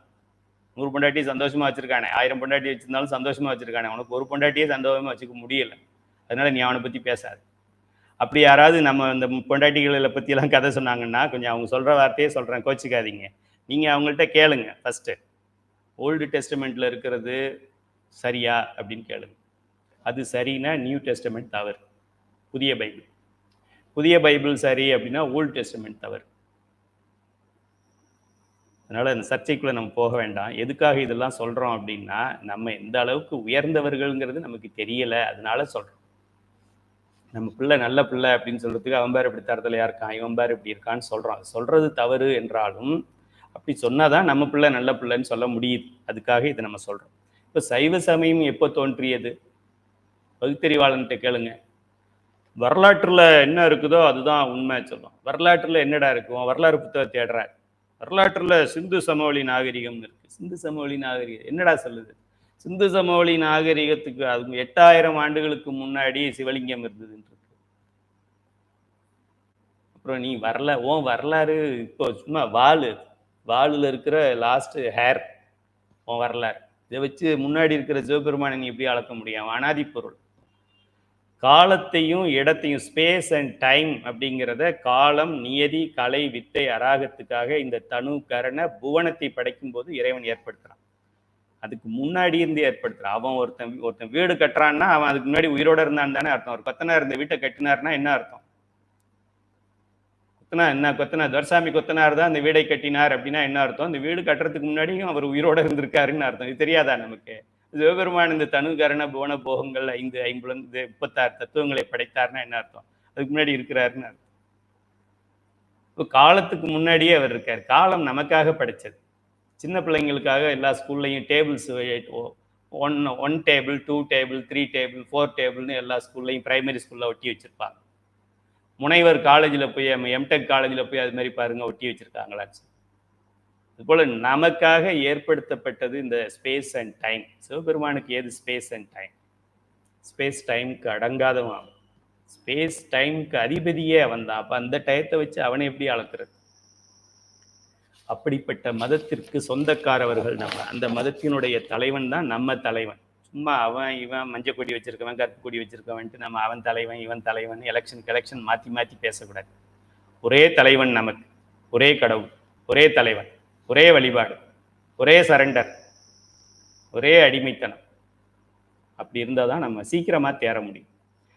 சரி, இந்த ஆண்டுல தான் தொடங்கியது அப்படின்னு, இந்த ஆண்டுல சைவ சமயம் தொடங்கியதுன்னு சொல்லணும்னா சைவம் எப்போ தொடங்கியது? சைவம்னா சிவன். சிவன்னா யாரு? சிவன் எப்போ தொடங்கினான்னு தெரியாது. அப்போ சைவ சமயமும் ஒரு அனாதி பொருள்னு படிக்க வேண்டியதுதான். சைவ சித்தாந்தத்துல பதி, பசு, பாசம், சைவ சமயம், அதுவும் அனாதி. பதி அனாதியா இருக்கும்போது பதியோடைய சமயம் என்னவா இருக்க முடியும்? நான் பிறந்த 55 வருஷம் அப்படின்னா இந்த ஷர்ட்டு அப்படின்னாக்க அது அதுக்கப்புறம் எனக்கு அப்புறம் தான் வந்திருக்கும், இல்லைன்னா நான் பிறந்தப்போ வந்திருக்கும் அப்படின்னு அர்த்தம். இதுபோல் பதி அனாதி என்றால் பதி சமயமும் அனாதி சமயம்தான். அதை யாராலையும் சொல்ல முடியாத ஒரு சமயம், அவ்வளோ தொன்மை வாய்ந்த சமயம். கால அளவுகளுக்கெல்லாம் முந்தியவன் சிவபெருமான். காலத்தையே உண்டு பண்றவன் அவன் தான். அதனால அவனை அந்த காலத்தால் அளக்க முடியாது. இது நல்லா தெரிஞ்சுக்கணும். நீ சிவபெருமான் எப்போ பிறந்தாரு? எப்பன்னா என்னடா? எப்பன்னா என்ன? கிமு, கிபி அதை சொல்றியா? அது எப்போ வந்துச்சு? இப்போ வந்துச்சு. அதுக்கு முன்னாடி ஒண்ணுமே இல்லையா? அதுக்கு முன்னாடி தொல்காப்பியம் இருந்துச்சு. அதுக்கு முன்னாடி இது இந்த மதம் இருந்தது. அப்படி போ, அதுக்கு முன்னாடி போ, அதுக்கு முன்னாடி போ, அதுக்கு முன்னாடி போ. ஓகே, அதுக்கு முன்னாடி பிக் பேங் இருந்தது. பிக் பேங்குக்கு முன்னாடி என்ன இருந்தது? பிக் பேங்குன்னு சொல்லி ஆஃப் பண்ணிடுவானு. பிக் பேங்குக்கு முன்னாடி என்ன இருந்தது? அது எப்படி வந்தது? எந்த நம்மளுடைய சமயம் எந்த வாதத்திலும் லாஜிக்கல், சர்க்காரிய வாதம் அப்படின்னு நம்ம சொல்லுவோம். லாஜிக்கல் சமயம் இது. அதனாலதான் இதை தலை சமயம் என்று சொல்கிறார். என்ன கேள்வியை கேட்டாலும் எல்லாத்துக்கும் இதுல பதில் இருக்கு. நீங்க அதனால எங்கேயுமே தளர்ந்து போயிடாதீங்க. நமக்கு வேணா தெரியாம இருக்கலாம். கந்தசாமி போனை போட்டு பேசிருங்க. ஐயா ஐயா மாதிரி ஒரு ஆசிரியரை நீங்க பார்க்க முடியாது. ஐயா மாதிரி எளிமையானவரை பார்க்க முடியாது. நான் அவர் தொந்தரவு பண்ண வேண்டான்னு நான் சீக்கிரமா பேசிட்டு வைக்கிறேன். என்ன இருங்க பேசிக்கிட்டு இருங்க அப்படின்னு சொல்றாரு. ரொம்ப நாளைக்கு அப்புறம் பேசுறீங்க, அப்புறம் எப்படி இருக்கீங்க என்னன்னு பேசுறாரு. ஏதாவது சந்தேகம் அப்படின்னா இப்போ புதுசாக அட்வான்ஸ் கோர்ஸ் ஆரம்பிக்க போகிறோங்கய்யா. பண்ணுங்க. ஏதாவது சந்தேகம்னா ஃபோன் பண்ணுங்க, எப்போ வேணாலும் பண்ணுங்க அப்படின்னு சொல்கிறாங்க. அப்படிப்பட்ட சமயத்துக்கு சொந்தக்காரவர்கள் நம்ம. அதனால யாருக்கையும் தலைகுனிஞ்சு நிற்காதீங்க. கால அளவுகளுக்கு முந்தியவன் சிவபெருமான், அதைத்தான் அனாதி என்று குறிப்பிடுகிறோம். இது சைவ சமயத்தின் பெருமை. வேற யாரும் அனாதின்னு சொல்ல முடியாது. புத்தர் தோன்றினதுக்கு அப்புறம் தான் புத்த மதம் தோன்றுது. இப்போ புத்த மதம் அனாதியா? புத்தரோட வந்தது புத்த மதம். இப்போ புத்த மதத்துக்கு ஒரு வயசு இருக்கு. என்ன வயசு? புத்தரோட வயசு. இப்போ புத்தருக்கு முன்னாடி உலகம் இருந்ததா இல்லையா? இருந்தது. அவங்க அப்பா அம்மா இருந்தாங்கல்ல, இல்லைன்னா புத்தர் எப்படி வந்தார்? அவங்களுக்கு முன்னாடி அவங்க அப்பா அம்மா எப்படி வந்தாங்க? ஆதாம் ஏவாளா? அவங்க யாரோ ஒரு அப்பா அம்மாவுக்கு பிறந்தாங்க, அவங்களுக்கு முன்னாடி பிறந்தாங்க. அப்போ அதுக்கு முன்னாடி உலகம் இருக்குதே, அப்புறம் இதை போய் எப்படி நீங்கள் அல்டிமேட்டுன்னு சொல்ல முடியும்? காமன் சென்ஸ் தானே இது. இதுதான் பெஸ்ட்டுன்னு எப்படி சொல்ல முடியும்? இது ஒன் ஆஃப் தி சீன். இது இப்போ இது இருக்கும், நாளைக்கு வேற ஒன்று வரும். என்றும் உள்ளது சிவம். அவன் பேர் அது சைவ சமயம்னு சொன்னாலும் கோக்கா சமயம்னு சொன்னாலும் சிவபெருமானுடைய சமயம் தான் ஃபைனல் சமயம், அனாதி சமயம். அன்றும் இருந்தது, இன்றும் இருக்கும், என்றும் இருக்கும். என்னைக்கு அழியும்? அவன் அழியும் போது அழியும். உயிர்கள் அழியும் போது அழிஞ்சிரும். உயிர்கள் எப்போ அழியும்? அழியாது. ஏன் அழியாது? தோற்றம் இல்லை, அதனால அழிவும் இல்லை. சைவ சித்தாந்த மாணவர்களுக்கு ரொம்ப தெளிவாக தெரியும். ரொம்ப ரொம்ப ரொம்ப ரொம்ப ரொம்ப ரொம்ப ரொம்ப ரொம்ப அடிப்படை பேசிக் அத்தாரிட்டேட்டிவ் மதம் நம்மளுடைய சமயம். மதம்னு சொல்றதை விட சமயம்னு சொல்லலாம். சரி, அப்படிப்பட்ட பெருமை வாய்ந்த சமயம், சைவத்தின் மேல் சமயம் வேறு இல்லை அப்படின்னு சொல்றது எதுக்காக சொல்றோம்னா, நாம சைவ சமயத்துல இருக்கிறதுனால அப்படி சொல்லல. இது நல்லா தெரிஞ்சுக்கங்க. சிவனடியார்கள் மட்டும் அப்படி சொல்லல. சைவ சமயத்தை நீ எடுத்து படி, நீயே பாட ஆரம்பிச்சிருவ. ஜியு போப் மாதிரி. நம்மளா சொன்னோம் திருவாசகம் உயிரை காக்கும்னு சொல்லி? G U Pope படிச்சாரு. அவர் எவ்வளவு பெரிய ஆள் தெரியுமா? ஒன்னும் பெஸ்ட் பிரில்லியன்ட் ரெவரண்ட் ஃபாதர் அவர். 10 நிமிஷம் பேசினார்னா மதத்தை மாத்திடுவார், நம்மளை மைண்டை மாத்திடுவார். இவ்வளோ ஒரு திறமசாலி அவர். அத்தனை பேரையும் அரை மணி நேரத்தில் மாற்றி காட்டுறேன் பாருன்ட்டு வந்தவர் அவர். மாறி திருவாசகத்துக்கு உரை எழுதிட்டு போயிட்டார். முட்டா பசங்க பேசுறதெல்லாம் நீங்க சீரியஸா எடுத்துக்காதீங்க. ஜியு போப் பிரில்லியன்ட்னு சொல்லி மற்ற ஃபாதர்ஸ் சொல்றாங்க. அதனால ஜியு போப் சொல்றதை எடுத்து. வேதங்கள் 4 ரிக் யஜு சாம அதர்வனம் இருக்கு முதல் வேதங்கள் அப்படின்னு சொல்லுவார் மாணிக்கவாசகர். சிவாகமங்கள் அந்த வேதங்களுக்கு அடுத்து ஆகமங்கள் என்று சொல்லக்கூடிய, அது ஆகமங்கள் பல ஆகமங்கள் இருக்கு. சிவன் பற்றிய ஆகமங்களுக்கு சிவ ஆகமங்கள் பேர். 28 ஆகமங்கள் இருக்கு. புராணங்கள்னு சொல்லி அது ஒரு பீரியட், ஒரு சீசன்லையும் ஒன்று வர்ற மாதிரி இடைப்பட்ட காலத்துல புராணங்கள் வந்தது. கதை மூலம் சொல்றது, கதையா சொல்லி சொல்றது. அதுக்காக ஒரு கதையை சொல்லணும். விநாயகருக்கு ஏன் தலை உடல் மனிதன் மாதிரி இருக்கு, தலை யானை மாதிரி இருக்கு அப்படின்னா, பார்வதி குளிச்சுக்கிட்டு இருந்தாங்களாம். சிவபெருமான் நான் உள்ள போய் பார்க்கணும்னு சொன்னாராம். இவர் அதெல்லாம் நீ போகக்கூடாது அப்படின்னு சொன்னாராம். உடனே அவரு வெட்டிட்டாராம். யாரா சிவபெருமான்? யாரா பார்வதி? யாரா பார்வதி குளிக்கிறத சிவபெருமான் போய் பார்க்கணுமாடா? என்ன கேவலண்டாத. பகுத்தறிவாளன்லாம் நம்மளை கேள்வி கேட்குறான். நடுவில் வந்த இதெல்லாம் இது கதைகளாக சொல்லி புரிய வைக்கிறதுக்காக போனது. கதை மாறி போயிடுச்சு. இப்போ நான் கூட உங்களுக்கு ஏதாவது ஒரு உதாரணத்தை சொல்லி புரிய வைக்கணும்னு சொல்கிறேன். அந்த உதாரணம் தவறான உதாரணமாக இருந்ததுன்னா நீங்கள் இனிமேல் அதையே ஃபாலோ பண்ணிக்கிட்டே இருப்பீங்க. இப்போ அந்த உதாரணத்தில் ஒரு தவறு இருக்கும். நான் ஒரு உதாரணம் நம்ம சைவ சித்தாந்தத்தில் கொடுத்துருக்கேன். பூவோடு சேர்ந்த நாரும் மனம் பெறும் அப்படின்னு சொல்லியிருக்கேன். பூவோடு சேர்ந்த நாரும் மனம் பெறும்னு ஒரு உதாரணத்துக்கு சொல்லியிருக்கோம். அப்போ என்ன அர்த்தம்? இப்போ எப்படி பூவோட சேர்ந்த நார்லையும் மனம் வருதோ அதுபோல சிவபெருமானை சேருகின்ற உயிர்கள் சிவபெருமானை போல சிவானந்தத்தை அடையும்னு நான் சொன்னேன். ஒரு மாணவர் எனக்கு நல்ல கேள்வி கேட்டிருக்கிறார். பூவோட சேர்ந்த நாரும் மனம் பெறும் இது இப்போ என்ன நாருக்கு நார் உயிரற்ற பொருள், இப்போ உயிர்கள் உயிரற்ற பொருளா அப்படின்னு ஏதோ ஒரு கேள்வி கேட்டிருக்காரு. ஐயா நீங்க ரொம்ப ஆராய்ச்சி பண்ணாதீங்க. என்னுடைய உதாரணம் சிவத்தோட சேர்ந்த சிவமாகும், மலத்தோட சேர்ந்தா மலமாகும். திருவை பத்தி பேசுனா திருவார்த்தையா இருக்கும், தெருவை பத்தி பேசுனா தெருவார்த்தையா இருக்கும். சிவசிந்தனையை சிவத்தை பத்தினா திருச்சிந்தனை, அதுனா தெரு சிந்தனை அப்படின்னு ஒரு உதாரணத்துக்கு நம்ம சொல்றோம். ஆக இந்த புராணங்கள் கதைகள் மூலம் தத்துவங்களை விளக்க முயற்சித்து அந்த கதைகளை மனிதர்கள் தவறாக புரிந்து கொண்டு அதையே ஒரு காரணமாக்கி பல காலம் ஓடிக்கிட்டு இருக்கு. அடுத்ததாக சைவ சித்தாந்த சாத்திர நூல்கள். நமக்கு சாத்திர நூல்கள் 14 சாத்திர நூல்கள், திருமுறைகளை எப்படி 12 சொல்றோமோ அதுபோல சாத்திர நூல்கள் 14 சாத்திர நூல்கள் இருக்கின்றன. மேலும் மற்ற பிற அருளாளர்களின் நூற்றுக்கணக்கான நூல்களில் சொல்லப்பட்ட தத்துவங்கள் அனைத்தும் இதெல்லாம் நீங்க படிக்கலையேன்னு கவலைப்படாதீங்க. ரிக்வேதம், யஜுர்வேதம், சாமவேதம், அதர்வண வேதம், நம்ம ஐயாவுடைய புக்கு, இந்த மாதிரி ஒரு புக்கு இருக்கு, இது எல்லாரும் வாங்கிக்கங்கன்னு சொல்றதுக்கே இன்னும் எந்த புக்குன்னு நமக்கு தெரியல. நீங்க ரிக்வேதம் ஒன்று வாங்கிட்டு வாங்க அடுத்த திங்கக்கிழமை வகுப்புக்கு, வெள்ளிக்கிழமை வகுப்புக்குன்னா எங்க போய் வாங்குறது? ஆக கவலைப்படாதீங்க. 4 வேதங்கள் படிக்கலையா? கவலைப்படாதீங்க. சிவாகமங்கள் 28 உங்களுக்கு தெரியாதா? கவலைப்படாதீங்க. புராணங்கள் 18க்கு மேற்பட்ட புராணங்கள் உங்களுக்கு தெரியாதா? கவலைப்படாதீங்க. 12 திருமுறையும் படிக்கலையா? இன்னும் கவலைப்படாதீங்க. சைவ சித்தாந்த நூல்கள் 14 படிக்கலையா? கவலைப்படாதீங்க. இந்த 95 வரியை படிங்க. அதெல்லாம் இதுக்குள்ள இருக்கு. கடலை சுருக்கி கடுகாக்குன மாதிரி இந்த 95 வரியில கொடுத்திருக்கிறார் சாமி. ரத்தின சுருக்கமாக இருக்கின்றது.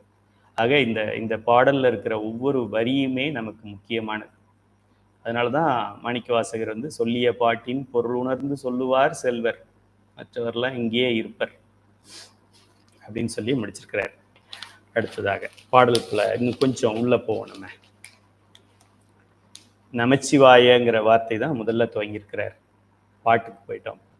நமச்சிவாய என்ற வார்த்தை சைவ சமயத்தின் மூல மந்திரம் ஆகும். மந்திரம் இது. சைவ சித்தாந்த மாணவர்களுக்கு இது தெரியும். நமசிவாய நமசிவாய நமசிவாய சொல்லு, நமசிவாய சொல்லு, 5 எழுத்து சொல்லு, 5 எழுத்து மந்திரம். கையில அறக்கட்டளையிலேருந்து 1 லட்சம் பேருக்கு சிவ பரிசு கொடுக்கும். ஒரு கவர்ல திருநீரை ஒரு பேக்கெட் போட்டு, அது திருநீர் பேக்கெட் ஒன்று, உருத்திராக்கம் ஒன்று, இது அதுலேருந்து எடுத்து நான் கட்டிக்கிட்டது தான். இது திருநீர் உருத்திராக்கம் நமச்சிவாயன்னு ஸ்டிக்கர் நிறைய நம்ம மாணவர்களே ஸ்பான்சர் பண்ணியிருக்கிறாங்க. அவங்களே பிரிண்ட் பண்ணி எனக்கு அனுப்பிச்சி விட்டாங்க. திருநெல்வேலியிலேருந்து ஒரு அம்மா, மதுரையிலேருந்து ஒரு அம்மையார், சென்னையிலேருந்து ஒரு அம்மையார், 5000, 10,000, 15,000. கோயம்புத்தூர்லேருந்து ஒரு ஐயா ப்ரெஸ் வச்சுருக்கிறவங்க, ஐயப்பன் ஐயா, 25,000 ஸ்டிக்கர் அனுப்பியிருக்கிறாங்க. இன்னும் தீரவே இல்லை. நானும் தீர்த்து பார்க்குறேன், தீரவே இல்லை. அவ்வளோ தூரம் அந்த நமச்சிவாய என்கின்றது இது ஒரு மந்திர சொல். ஓகே, அதுலேயே நிறைய இப்போ சிவாய நமங்கிறது மந்திரம் இல்லையானா அதுவும் ஒரு மந்திரம் தான். நமச்சிவாய அப்படின்னு மாணிக்கவாசகர் பாடுறாரு. பின்னாடி ஒரு இடத்துல சொல்றாரு, நானேயோ தவம் செய்தேன் சிவாய நம என பெற்றேன் அப்படின்னு சொல்றாரு. சிவாய நம குருநாதர் கொடுக்கணும், நம்மளா எடுத்துக்க முடியாது. நானேயோ தவம் செய்தேன் சிவாய நம என பெற்றேன் அப்படின்னு சொல்றாரு. ஒரு தவமும் நான் செய்யலைன்னு சொல்றாரு. என்ன தவம் செஞ்சாருன்னு நமக்கெல்லாம் தெரியும். 6 கால பூசனை விடாது செய்தவர் அவரு. நானேயோ தவம் செய்தேன் அப்படின்னு சொல்றாரு. அருளாளர்கள் அவங்க அப்படி பேசுறாங்கன்னா அவங்க அவ்வளோ தூரம் இறக்கி பேசும்போது நம்மளை ஏன் நம்ம இறக்கிக்க முடியல? நம்ம ஈகோ அவ்வளோ பெருசா இருக்கு. நம்மள ஒருத்தர் வயசுல ஒரு வயசு நம்ம 1 இயர் கம்மியா இருக்கு ஜூனியர் நம்மளை பார்த்து வாடா அப்படின்னு சொல்லிட்டான்னா டான்னு சொல்றான், டீன்னு சொல்றா. நீ போய் டீன்னு சொல்லிட்டான், டி போட்டு கூப்பிடுறா, டா போட்டு பேசிட்டான். கடவுளே, மாணிக்கவாசகர் என்ன சொல்றாரு? நானேயோ தவம் செய்தேன் சிவாய நம என பெற்றேன். வேலை செய்யல, சம்பளம் கிடைச்சிது அப்படின்னா என்ன அர்த்தம்? பாஸ் ஏமாந்தவனா இருக்கணும், இல்லைன்னா கருணையாளனா இருக்கணும். சிவபெருமான் ஏமாந்தவனா? நிச்சயமா இருக்க மாட்டான். கருணையாளனா? அப்படிதான் இருக்கணும், வேற வழியே இல்லை. வேலை செய்யாம ஒருத்தன் சம்பளம் கொடுக்குறான்னா ஒன்றும் இழிச்சவாயனா இருக்கணும், இல்லைன்னா பெரிய கொடைவள்ளலா இருக்கணும். இழிச்சவாயம் கிடையாது அவன், ஆக கொடைவள்ளலா தான் இருக்கணும். லாஜிக்கலா நம்ம கொண்டு போறோம் அதை. இதை தூள மந்திரம் என்று சொல்வார்கள். மந்திரம் அது நம்ம வேற வகுப்பு வரும்போது நம்ம பார்க்கலாம். தூளம் இப்போ எப்படி நம்ம தூள உடல்னு சொல்றோம், அப்புறம் சூக்கும உடல்னு சொல்றோம், ஆனந்தமய கோஷம், அன்னமய கோஷம்னு கோஷம் சொல்றோமே, அதுபோல மந்திரங்கள் 5 மந்திரங்களுக்கும் ஒன்றும் ஒரு லெவல் இருக்கு. முதல்ல தூளமா சின்ன குழந்தைங்க எல்கேஜி யூகேஜி படிக்கிறவங்க ஆப்பிள் இதுதான் ஆரஞ்சு, இதுதான் மங்கி, இதுதான் மேங்கோ அப்படின்னு படத்தையும் பொம்மையும் வச்சு சொல்லி தருவாங்க. இதுபோல நமச்சிவாயங்கிறது ஆரம்ப நிலை மாணவர்களுக்கு, உலகியல்ல இருக்கிறவங்களுக்கு திரோதான சக்தி, மா என்ற மலம், மாயையில் இருக்கின்ற நமச்சிவாய அடிப்படை மந்திரம் இது. எடுத்த உடனேயும், அதாவது ஒன்றும் படிக்காதவனுக்கு ஏபிசிடி கூட தெரியாதவனுக்கு முனைவர்னு பட்டத்தை கொடுக்க முடியாதுல்ல. அதனால நமச்சிவாயங்கிறது தூள மந்திரம் என்று சொல்வார்கள், அடிப்படை மந்திரம் என்று சொல்வார்கள். சமய தீக்கை அது மாதிரிலாம் வாங்கும்போது குருநாதர்கள் இந்த போல மந்திரங்களை தான் கொடுப்பாங்க, சமய தீக்கைன்னு இருக்கிறதுனால. அதுக்கு மேலே அதை கொஞ்சம் பக்குவம் அடைகிற மாணவனுக்கு அதுக்கு மேலே இருக்கிற மந்திரத்தை கொடுப்பாங்க. அதுபோல் நமச்சிவாய என்ற வார்த்தை சைவ சமயத்தின் மூல மந்திரம். மந்திரங்கள் பல இருந்தாலும் அவற்றில் தலையாயது நமச்சிவாய மந்திரமாகும். எத்தனையோ மந்திரம் இருந்தாலும் அதில் முதன்மையானது நமச்சிவாய மந்திரம். மந்திரம் என்பதற்கு நினைப்பவனை காப்பது என்று பொருள். யார் அதை நினைக்கிறானோ அவனை காக்கும். அதுதான் நமக்கு நமச்சிவாயங்கிறது தான் நமக்கு கலன், என்ன சொல்றது, புல்லட் ப்ரூஃப். அது நம்மளை காப்பாற்றும். அது நிறைய நமக்கு திருமுறைகள் அது வந்துக்கிட்டே இருக்கும். நமக்கு அதை நினைத்தாலே நற்றவா நான் உன்னை மறக்கினும் சொல்லும் நான் நமச்சிவாயவே. ஒன்று அந்த கரணங்களில் மனதில் நினச்சிக்கிட்டு இருக்கணும், ஆக்சுவலாக ரெண்டுத்துலேயும் ஒன்றா இருக்கணும். சில நேரம் சொல்லாமல் இருந்தால் அது நினச்சிக்கிட்டே இருக்குது. அது நினைக்காம வேற எங்கேயாவது வேற மற்றவங்களை பற்றி சிந்திக்க ஆரம்பிச்சிருச்சு அப்படின்னா நாக்கு சொல்லிக்கிட்டே இருக்கு. ஏதோ ஒரு வகையில் சிவபெருமானுடைய தொடர்பை இந்த உயிர் தொடர்ந்து கொண்டே இருக்கிறது. அப்படி இதை நினைப்பவனை காப்பது என்று மந்திரத்துக்கு ஒரு பொருள் இருக்கு அந்த வார்த்தைக்கு. நமச்சிவாயங்கிறது 5 எழுத்துக்களை உடையதால் இதை நம்ம என்ன சொல்றோம், 5 எழுத்து மந்திரம்னு சொல்றோம். பஞ்ச அச்சரம், 5 எழுத்து. பஞ்சன்னா 5, பஞ்ச புராணம் சொல்றோம்ல, பஞ்ச அச்சரங்கள் எழுத்துக்கள், பஞ்ச அச்சர மந்திரம். அதனால பஞ்சாட்சர மந்திரம், பஞ்சாட்சர மந்திரம், பஞ்சாட்சர மந்திரம், பஞ்சாமிர்தம் அப்படின்னு ஆயிடுச்சு. பஞ்ச அச்சர மந்திரம், அதுதான் 5 எழுத்து மந்திரம் அப்படின்னு நம்ம சொல்றோம் தமிழ்ல சொல்லும்போது. சமஸ்கிருதத்துல பஞ்சாட்சரம் அப்படின்னு சொல்லுவாங்க. பஞ்ச என்றால் 5, அச்சரம் என்றால் எழுத்து, அதனால பஞ்சாட்சர மந்திரம். இப்போ இந்த 5 எழுத்து மந்திரத்தை பற்றி அருளாளர்கள்லாம் என்ன சொல்லியிருக்காங்கன்னு உங்களுக்கு தெரியும். 1-2 எக்ஸாம்பிள் சொல்றேன். திருஞான சம்பந்த பெருமான் என்ன சொல்றாரு, நாதன் நாமம் நமச்சிவாயவே சொல்றாரு. காதலாகி கசிந்து கண்ணீர் மல்கி ஓதுவார்தமை நன்னெறிக்கு வைப்பது, ஓதுவார் ராகமா பாடினதான் வரும். ஓதுவார்தமை நன்னெறிக்கு வைப்பது நாதன் நாமம் நமச்சிவாயவே. காதலாகி கசிந்து கண்ணீர் மல்கி ஓதுவார்தமை நன்னெறி குய்ப்பது வேதம் 4 மெய்ப்பொருளாவது நாதன் நாமம் நமச்சிவாயவே. 4 வேதங்களுடைய மெய்ப்பொருள், கருப்பொருள், சுக்கும பொருள் யாரு? அந்த நாதன், அவனுடைய பெயர் நமச்சிவாயம் அப்படின்னு அவர் பாடியிருக்காரு. அப்பர் சுவாமிகள் உங்களுக்கு தெரியும், கற்றுணை பூட்டிய சொற்றுணை வேதியன்ல இருக்கு, கற்றுணை பூட்டியோர் கடலில் பாய்ச்சினும் நற்றுணையாவது நமச்சிவாயவே. அதுபோல சுந்தரமூர்த்தி சுவாமிகள் இப்போ நான் சொன்னது, நற்றவா உன்னை நான் மறக்கினும் சொல்லும் நான் நமச்சிவாயவே அப்படின்னு சொல்லி அவர் அதை பற்றி பாடியிருக்காரு. மாணிக்கவாசக பெருமான் ஸ்டார்டிங்கே நமச்சிவாயத்தில் வச்சிட்டார். அவங்களாம் நடுவில் வச்சாங்க, இவர் ஸ்டார்டிங்லேயே வச்சிருக்காரு. நமச்சிவாய வாழ்க அப்படின்னு சொல்லி ஆரம்பிக்குது இது. ஸோ இந்த நமச்சிவாய என்பது பல பொருள் இதுக்கு இருக்கு. சிந்திக்க சிந்திக்க சிந்திக்க பொருள் மாறிக்கிட்டே இருக்கும், வேற வேற பொருள் வரும். சரியை நிலையில இருக்கிற மாணவனுக்கு நமச்சிவாயன்னா என்ன, சிவபெருமானுடைய பெயர்ப்பா, அதே சொல்லிக்கிட்டு இருப்பா. இப்போ என்ன அர்த்தம், சிவபெருமானையே நினச்சிக்கிட்டு இருக்கிறேன்னு அர்த்தம்ப்பா, அது ஒரு நிலை மாணவனுக்கு. அப்புறம் இன்னும் கொஞ்சம் மேலே இருக்கிற மாணவனுக்கு, யோக நிலைக்கெல்லாம் வர்றவனுக்கு, கிரிய நிலைக்கு வர்றவனுக்கே ந என்றால் திரோதான சக்தி, மா என்றால் மலங்கள் அப்படி நம்ம சொல்ல ஆரம்பிச்சிருவோம். இல்லையே, வெறும் அவர் சிவபெருமான் பேருன்னு தானே சொன்னாங்க, இப்போ இவ்வளோ சொல்கிறீங்களே அப்படின்னா, அப்போ உனக்கு புரிஞ்சது அவ்வளோதான், அப்போ அவ்வளோதான் புரியும், அதனால அப்படி சொன்னோம். இப்போ இதை புரிஞ்சுக்கலாம், அதனால இப்படி சொல்கிறோம். முன்னாடி 1ல் 2 போகாதுன்னு சொன்னோம். 2ல் 1 போகும். 2 - 1 1. 1 - 2 no. 1 - 2 not possible. Big number small number கழிக்க முடியாது. அப்படி தான் சொல்லி கொடுத்தாங்க. அப்புறமா ஒரு கிளாஸில் வரும்போது 1 - 2 பாசிபிள். 1 - 2 = -1 சொல்லி. அதையே முன்னாடியே சொல்லலை. முன்னாடியே சொன்னால் உனக்கு புரியாது, டீச்சருக்கு புரியும். டீச்சருக்கு ஏற்கனவே தெரியும். அவங்க எம்எஸ்சி மேக்ஸ் பண்ணவங்க, அவங்க எம்ஃபில் பண்ணவங்க, அவங்களுக்கு தெரியாதா இது? உனக்கு தெரியாதுங்கிறதுனால அதை அப்போ சொல்லலை. இப்போ உனக்கு புரிஞ்சுக்கலாம், மூளை வளர்ந்துருக்குங்கிறதுனால இப்போ இதை சொல்கிறாங்க. அதுபோல தான் இந்த மந்திரங்கள் எல்லாம் நமக்கு முழு முதற் கடவுளாகிய சிவபெருமானை குறிக்கிறது. அப்புறம் ஒரு எழுத்தும் ஒரு வார்த்தையை குறிக்கிறது, ஒரு எழுத்தும் ஒரு பூதங்களை குறிக்கிறது அப்படின்னு அர்த்தம் நிறைய போய்கிட்டே இருக்கும் நமக்கு. சரி, இப்போ நம்ம பார்த்த இந்த நமசிவாய சைவ சித்தாந்த சுடரில் நம்ம பார்த்தோமே, அந்த அடிப்படையிலே நம்ம போவோம். ந என்பது திரோதான சக்தி அல்லது மறைப்பு சக்தி அப்படின்னு சொல்லுவோம். திரோதானம் அப்படிங்கிறது மறைப்பு. இதை மரக்கருணை அப்படின்னு தூய தமிழில் சொல்லலாம். கருணை தான், அது மரக்கருணை என்று பெயர். அருளும் போது அது அறக்கருணை ஆயிடும். மங்கிறது உயிர்களை பற்றியுள்ள மலங்கள். இது சைவ சித்தாந்தம் தெரியும்னு நினச்சி நான் பாட்டுக்கு பேசிக்கிட்டு இருக்கேன். தெரியாதவங்க தெரிஞ்சுக்கோங்க, புதுசாக வந்திருக்கிற மாணவர்கள். ந என்பது சக்தி. சக்தி இல்லையேல் சிவம் இல்லைன்னு சொல்கிறோமே, அந்த சக்தியுடைய மறைப்பு ஆற்றலை குறிக்கும். ஆக்சுவலாக பேர் மறைப்பு ஆற்றலுங்கிறதே அது ஆக்சுவலாக தூண்டும். சும்மா உயிருக்கு இப்போ எனக்கு கிளாஸ் எடுக்க தெரியுங்கிறதே எனக்கு தெரியாதுன்னா நான் எப்படி கிளாஸ் எடுக்கிறது? அப்போ யாராவது நம்ம தூண்டணும். இப்போ இந்த சைவ சித்தாந்த சுடருங்கிறதுக்கு உண்டான சிலபஸ் அதுக்குள்ளே இருக்குது அப்படிங்கிறது எனக்கே தெரியலை. நான் தான் எழுதியிருக்கிறேன், எனக்கு தெரியல. ஆனால் சரவணன் ஐயா என்ன ஐயா நீங்கள் இவ்வளோ பெரிய பொக்கிஷத்தை விட்டுட்டு போகிறீங்களே அப்படின்னு சொன்ன உடனே அப்படியா அப்படின்னு சொல்லிட்டு அது உள்ளே போகுது. இந்த 450 கிராம் அதில் இருக்கிற 5% எப்படின்னா, இந்த ஆணவ மலத்தில் சிக்கி போய் தான் உயிர் என்பதும் தெரியாது, தனக்கு உயிர் இருக்கிறதும் தெரியாது, தனக்கு அறிவு இருக்கிறதும் தெரியாது. ஆக்சுவலாக உயிர் வியாபக பொருள். உயிருக்கும் வியாபகம் இருக்கு. உயிர் நனவு நிலையில் நெற்றி பொட்டில் இருக்கும்னு சொல்றோம். இங்கே இருந்துச்சு அப்படின்னா இங்கே எப்படி வலிக்குது?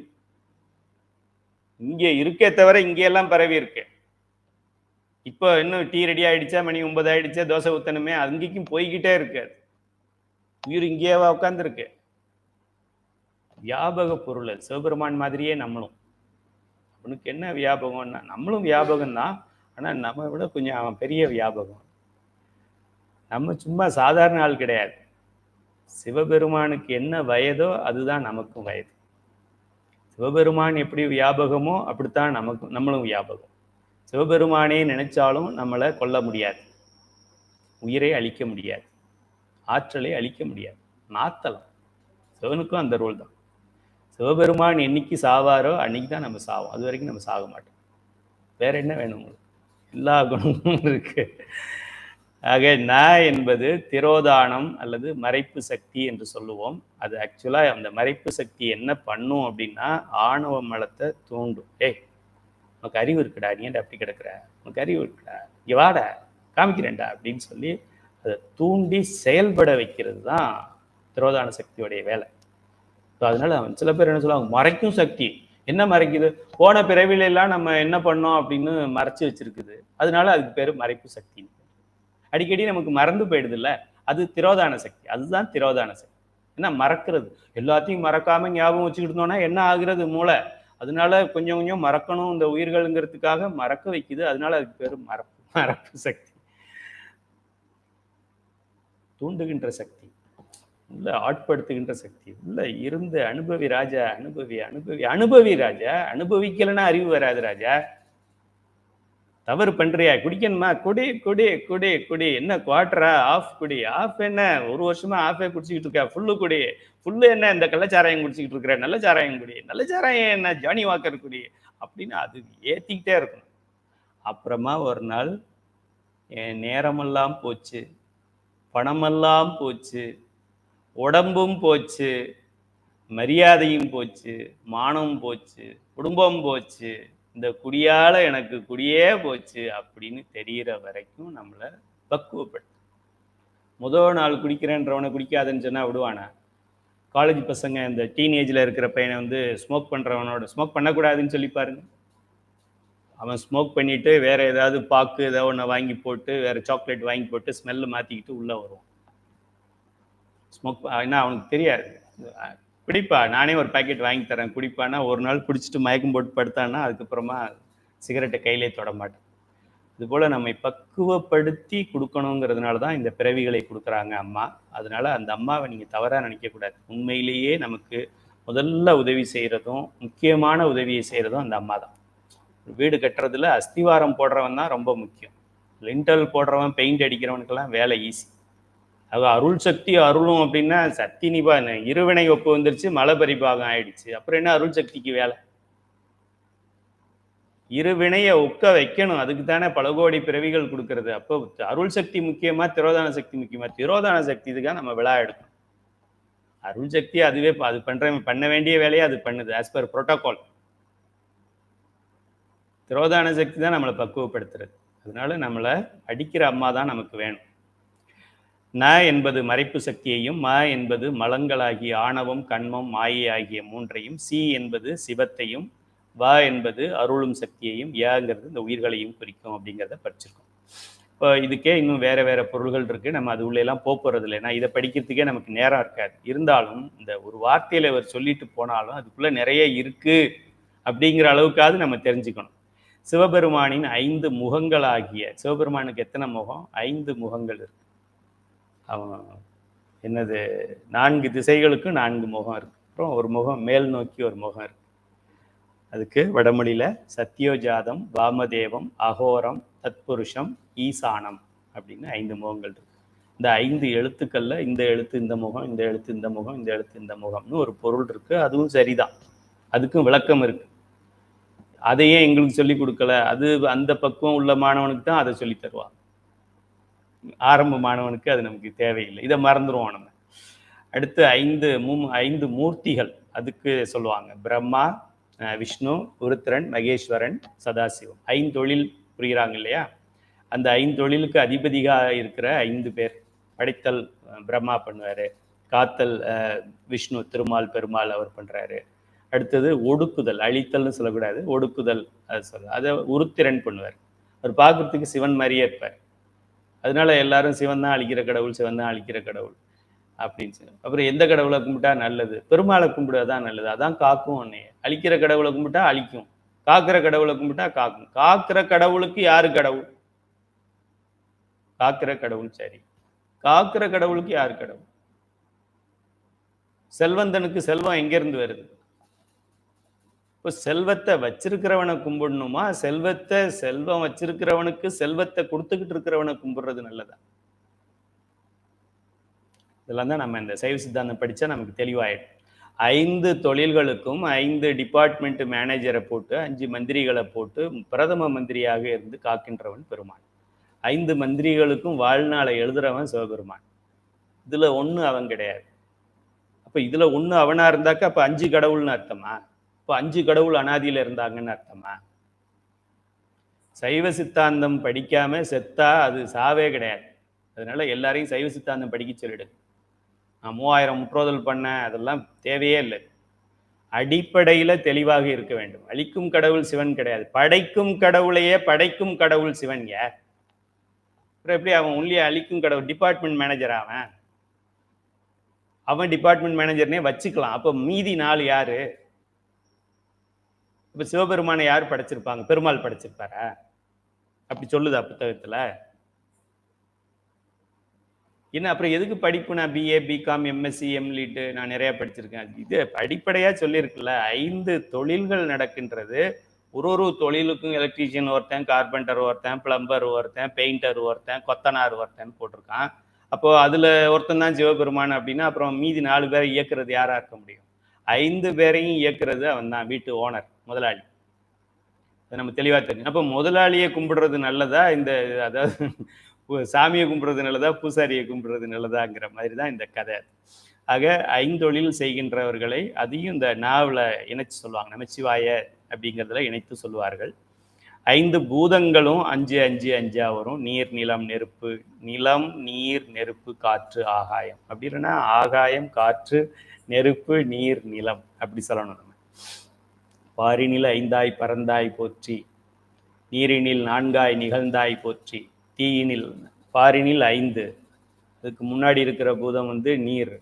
நீரினில் 4ஆய் நிகழ்ந்தாய் போற்றி, தீயினில் 3ஆய் திகழ்ந்தாய் போற்றி, வெளியினில் 2ஆய் போற்றி, அப்புறம் ஆகாசமாய். தீயினில் 3ஆய் நிகழ்ந்தாய் போற்றி, 4இனில் 3ஆய் மூந்தாய் போற்றி. அதுக்கு ஒரு தாளத்தை ஒன்று போட்டுட்டு என்ன பண்ணாரு? இதெல்லாம் அதுதான் வியாபகம், வியாபியம் நம்ம சொல்லக்கூடியது. ஆகாயம் வியாபகம், அதுக்குள்ள இது வியாபியம். அது ஒரு வியாபகம், அதுக்குள்ள இது, அதுக்குள்ள இது, அதுக்குள்ள இது. டெலஸ்கோபிக் கார்டு மாதிரி கொடையை சுருக்கிற மாதிரி எல்லாத்தையும் ஒன்னா சுருக்கி இப்படி கொண்டு வந்துடலாம். விரிச்சாக்க அப்படி வந்துக்கிட்டே இருக்கும். சைவ சித்தாந்தம் படித்ததான் இது. சும்மா பாட்டு பாடி பாடி பாடி பாடி என்ன பண்ணுறது?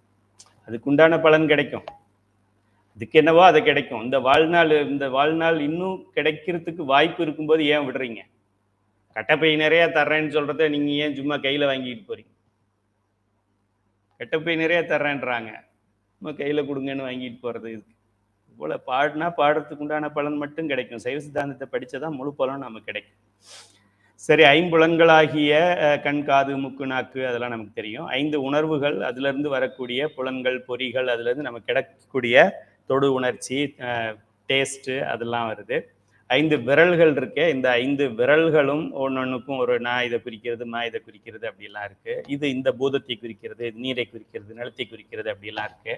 அதனால நம்ம இந்த சிவபுராணத்துக்குள்ளே போக முடியாமல் ஆயிடும். அதனால நம்ம எடுத்துக்கிற 5 என்னவென்றால், ந என்பது திரோதான சக்தி அல்லது மறைப்பு சக்தி அல்லது மரக்கருணை என்கின்ற அம்மையை குறிக்கிறது.